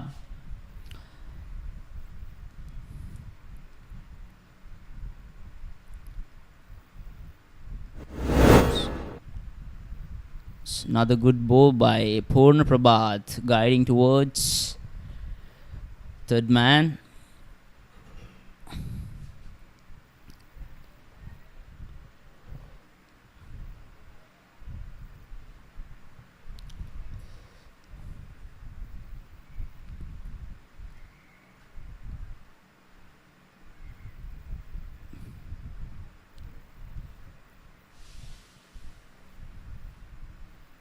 It's another shot. It's a glamorous shot by Tharindra Suraj, guiding towards point region for a boundary. He is punishing all the players, all the bowlers toward the park. We can't keep him quiet for too much long.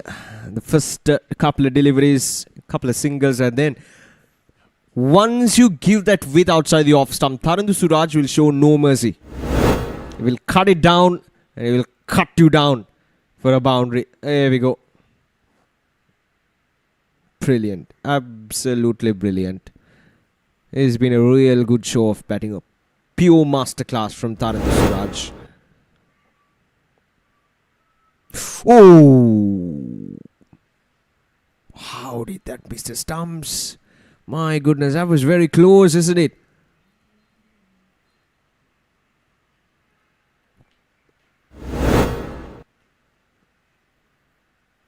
Oh, there we go. Good work from the wicket keeper. Shot again. Oh, for a more. Oh, it's taken, is it? Wow. My goodness. It's Bimsara again. He has taken another stunner here. He is showing his class. My goodness, that's a real good catch. He was coming in like a rocket. And Bimsara, look at that shot once again from Suraj. But look at this. Whew. Absolutely brilliant. My goodness. He has all the right in the world to be elated like that, because that is an absolute stunner. Suraj is gone for a well-made century, a wonderful effort with the bat in hand, and has certainly taken his team to the verge of a stunning victory. Well, there's a lot more work to be done here. They did 52 runs off 38 deliveries, 158 for 3 now in 18.5 overs. It's a big blow for Southern Panthers.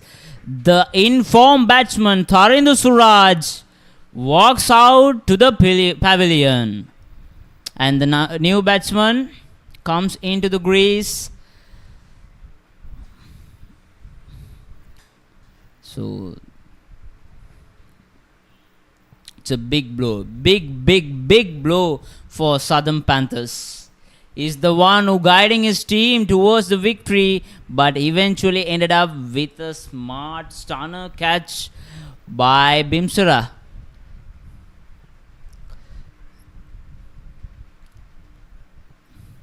New batsman in the crease.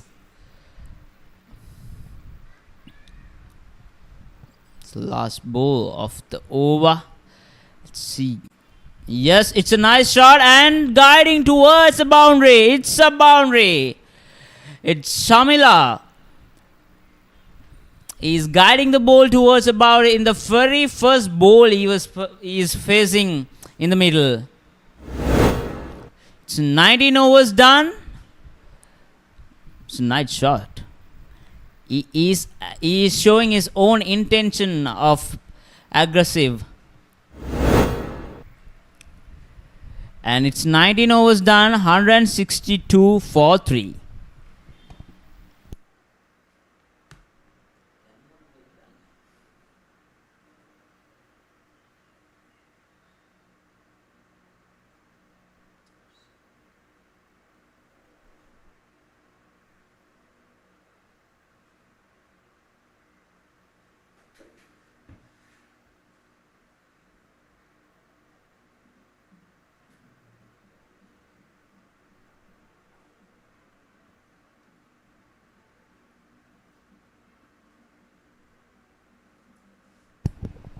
Everything getting crucial here. The required run rate is 8, but the current run rate is 8.53. Still on a driver's seat. Southern Panthers. Oh, it's a cheeky shot converted as a single. But keeper should be too smart at this stage to cut off those singles. Well, this is where Udara Pires will face a bit of pressure. He lost his partner. And Samilan, the first ball, got it away for a boundary. Okay, what's happening here? Okay, leg by, signal by the umpire.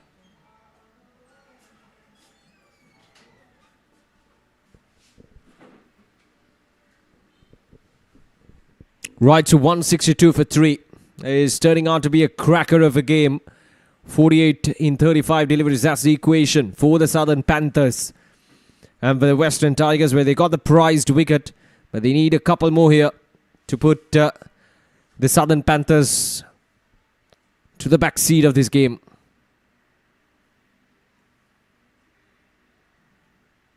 And nicely worked away. Will be just a single.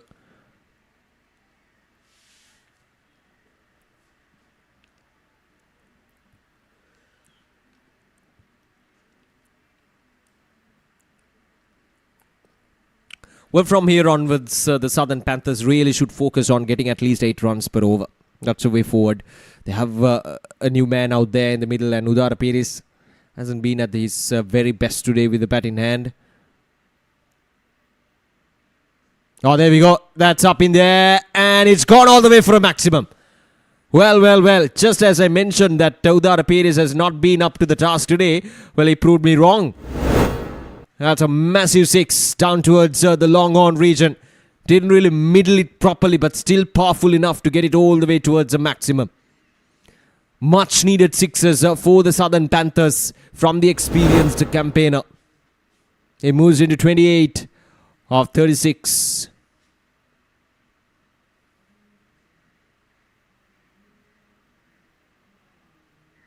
Yeah, quick single. Good work, good cricket all round. Now it's turn for Udara Pires to showcase his talent. It's a good game of cricket. Playing a boundary and getting a single, it's a good mind game.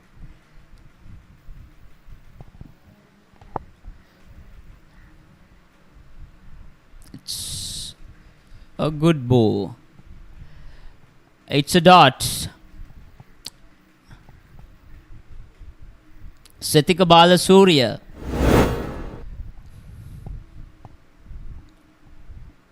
Oh, it seems to be wide. Bit of a collapse. It's converted as a single, and in the end of 20th over, 172 for 3.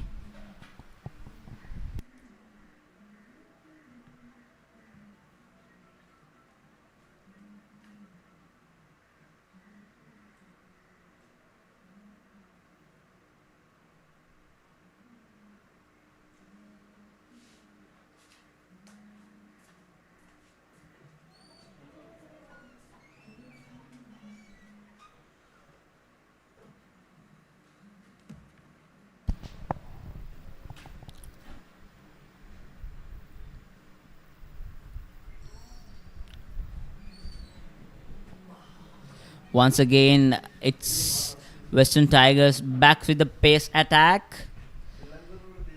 Purna Prabhat back in action. Southern Panthers loses 3 wickets and Purna Prabhat grabs 3 wickets.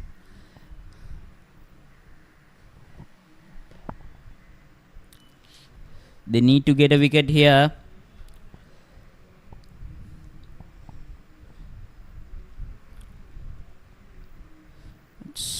A good delivery guided towards the boundary, and it's another boundary for Shamila.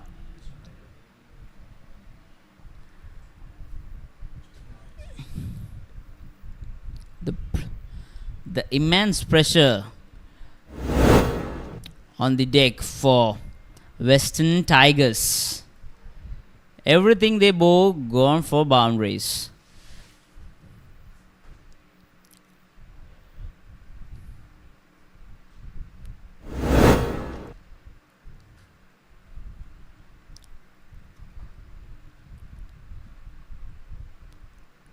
Purna Prabhat. Yes, it's a fabulous shot, guided through square leg for a boundary. Oh, what a knock Samila is actually playing here. Once again, just a flick of the wrists towards the square leg region. And it goes all the way for another boundary. Back-to-back boundaries there for the Southern Panthers. 180 on the board for the loss of just 3 wickets. Just 30 runs away from victory now. Well, a lot to learn for the Western Tigers. They got the runs on the board. It's just that the bowling has not been up to the perfection. And given the conditions here at Thurston College grounds, you got to be smart as bowlers. When the conditions are not suiting, when the conditions are not really assisting your bowling, you've got to be smart. I told this earlier as well. You've got to be smart and canny as bowlers. Because rather than focusing on hitting the stumps or getting those wickets, what you got to focus is to force the batters to play dot deliveries. And then only you put that sort of, force the batter to make a mistake. And you do that by bowling consecutive dot deliveries, by putting that pressure. But once you bowl it wide outside the off stump and worst case full length outside the off stump, you are just letting that pressure go away. That's a good shot down the ground. There's protection, should be protection. Yep, it's just a single.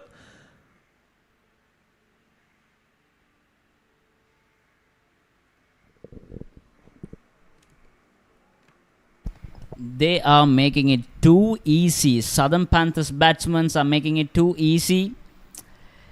At the stage we were thinking like it's gonna be a nail-biting end, but it's gonna be an easy run chase by Southern Panthers. The required run rate is 6.67. Purna Prabhat still have 3 deliveries left.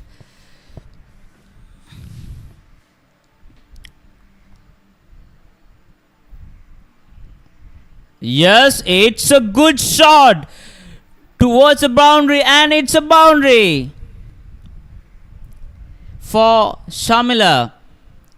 They are making it too easy in every delivery. It's a quite nice shot to see.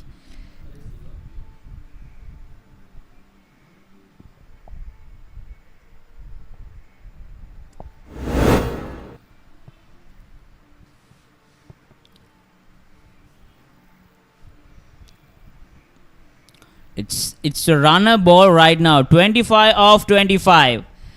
Let's make it count. The last ball of 20th over. And it's a bit of a misfield. It's cost 2 runs here. No, they ended up with a single.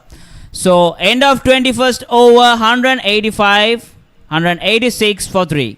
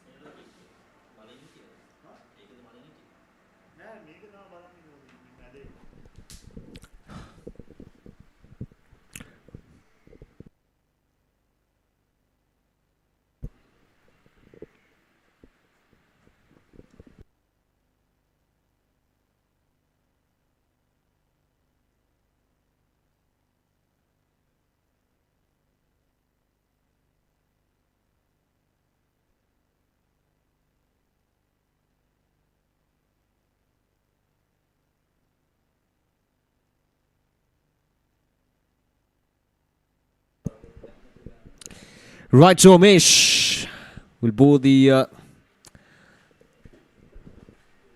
22nd over. 185 for 3. Just 25 runs. Yeah, 25 runs required of 25. Udarapir is finally breaking the shackles and he's getting amongst the runs. 34 of 39. He's an experienced campaigner. If one man can lead his team towards a victory, it's Udarapir. Played for Anand College, played for Sri Lanka under 19s as well. Plenty of first class experience. Played his final first class match back in 2014, if I'm not mistaken, Udarapir. So it's been a long time. But the class, it never retires. Shakur Yunus, the captain, will cut it down for just a couple of runs.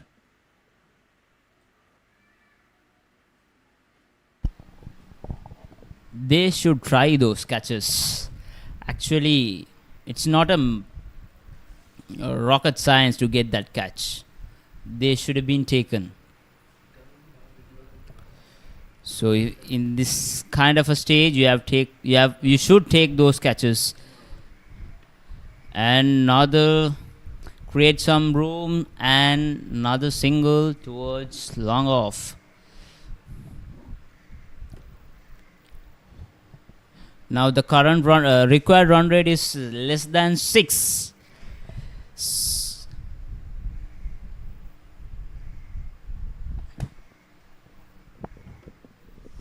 Right, so 189 for 3. Samila is on 15 of 8. Umesh Vidyaratna.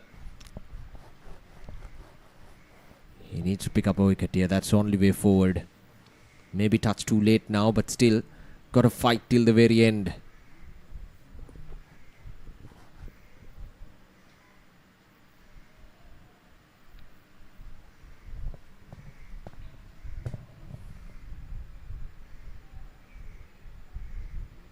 Some last minute field changes from the bowler himself. We got long off, long on. Deep mid wicket in position as well. And a deep cover in position. That's up in there, but it's in the gap as well. So here just a single. Third man and fine leg both up inside the circle. So we got 4 fielders down in the deep. 1 on the offside and 3 on the onside. Or rather 2 on the offside and 2 on the offside.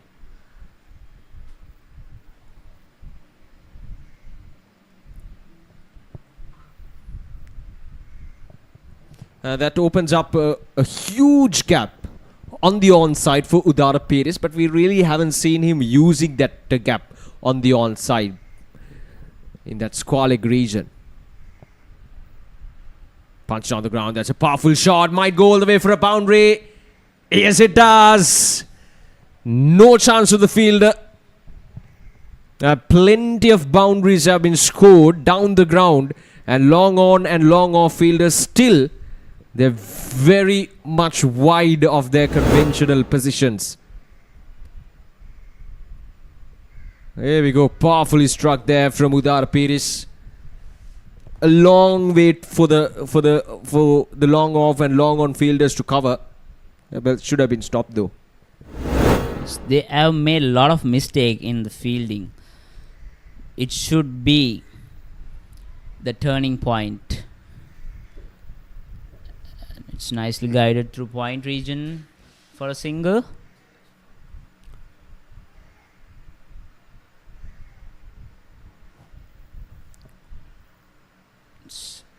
So it's 195 for 3. 15 required of 19 balls. Seems to be too easy for Southern Panthers.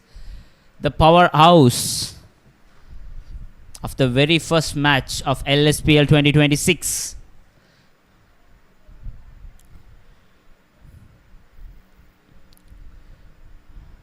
The last over of this 22nd over. And it's guided through long off for a single. End of the 22nd over, 196 for 3. Still 14 more to win.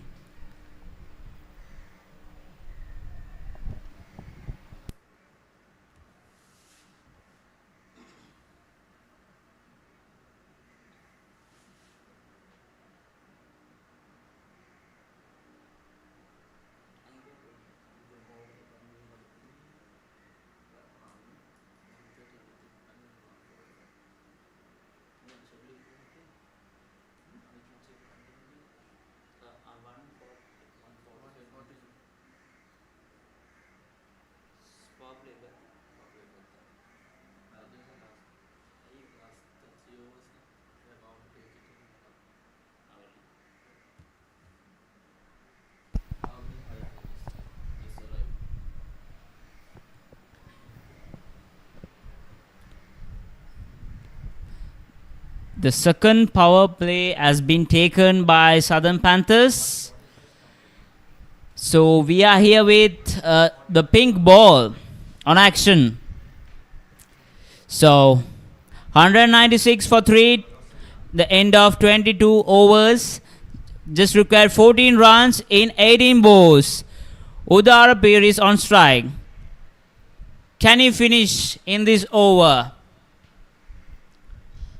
Udara Peris is on 42 of 43 balls.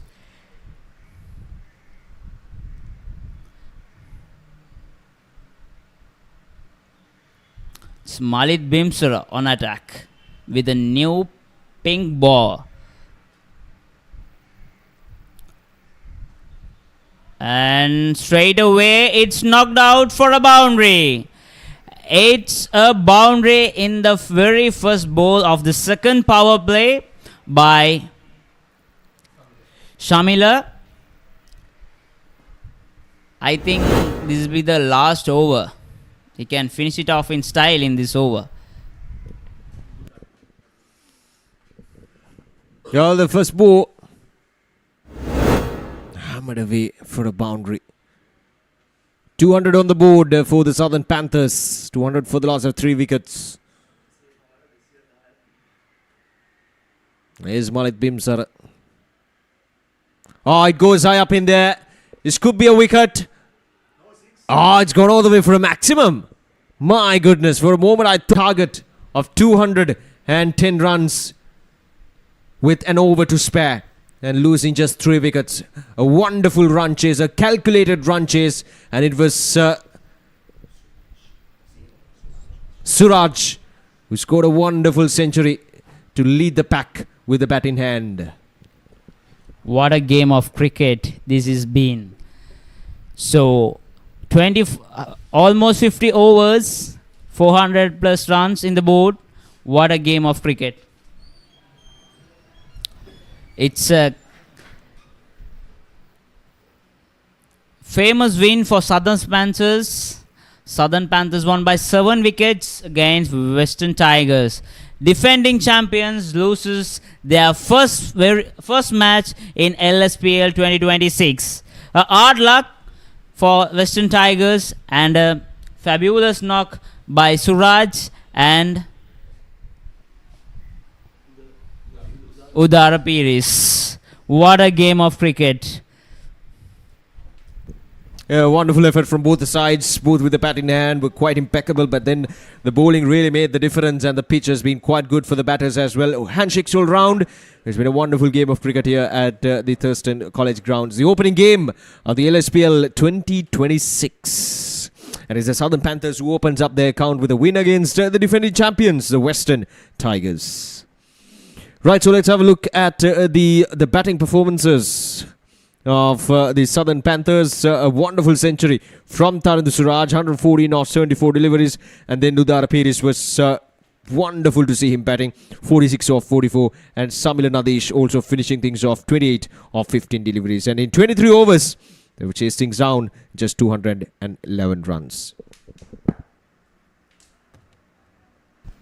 While we look at the bowling card, Malit Bimsura 3 overs 39 runs, Purna Prabhat 4 overs 31 runs with 3 wickets, Shatika Balasurya 3 overs with 30 runs, Omesh Vidyaratna 4 overs 29 runs, Shakur Yunus the captain 4 overs 32 runs, Prasad Asankar 3 overs 35 runs, bit expensive, Yaish Yunus bit decent deliveries, 2 overs 13 runs.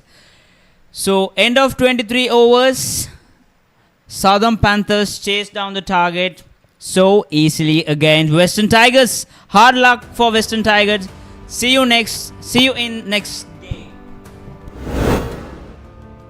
Right, so before that, we'll have to look into the highlights of this run chase from the Southern Panthers, chasing down a total of 210 runs in 25 overs. They started off pretty well, but they lost 2 wickets in the power play.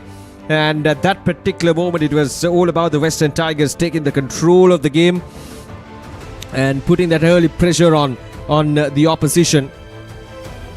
But they couldn't really keep the batting side. This was the first wicket. Malik Bimsara with an absolute stunner of a catch.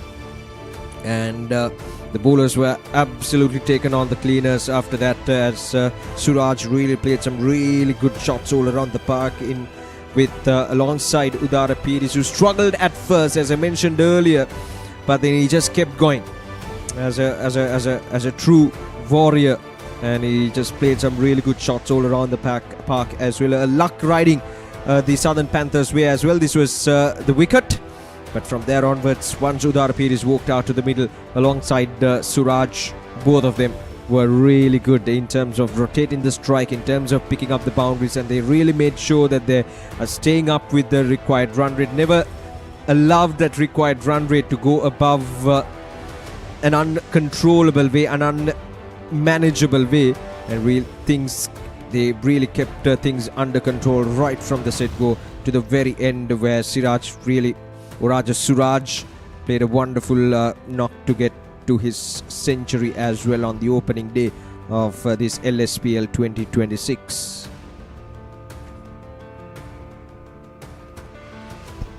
Just look at the highlights here.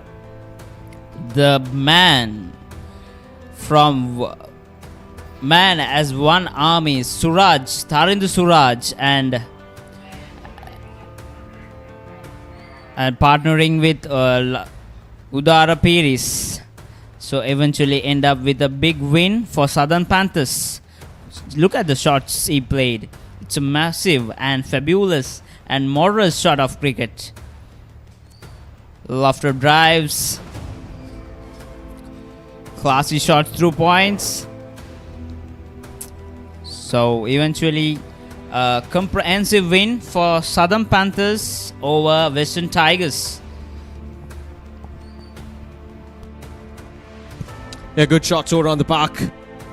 Some really good shots on the score of the wicket on that squalic region and point region. He's been quite unstoppable to be, but then it really took something very special to get dismissed of Suraj. It was Malik Bimsara with an absolute stunner of a catch, and Samil Nadish came in and just continued the momentum set by Suraj to guide the team towards a victory, a wonderful victory, and a very commanding victory as well, a confidence booster for them at the start of the tournament. And it's been a wonderful to give you the live broadcast of this match as well as, and we got another match coming up next as well. It's just the opening day of the LSPL 2026, the 5th edition of LSPL, and we got 9 teams taking part, and so far we've seen some absolute cracker of a match. Well, they took the power play overs, the 2 pink ball overs, just to wrap things up, and they finished things off in just 23 overs. Udara Piris, fittingly enough, wrapping things up quite nicely. So that's about it when it comes to the highlights. So it's been a wonderful game of cricket from both the sides, really working up to the perfection.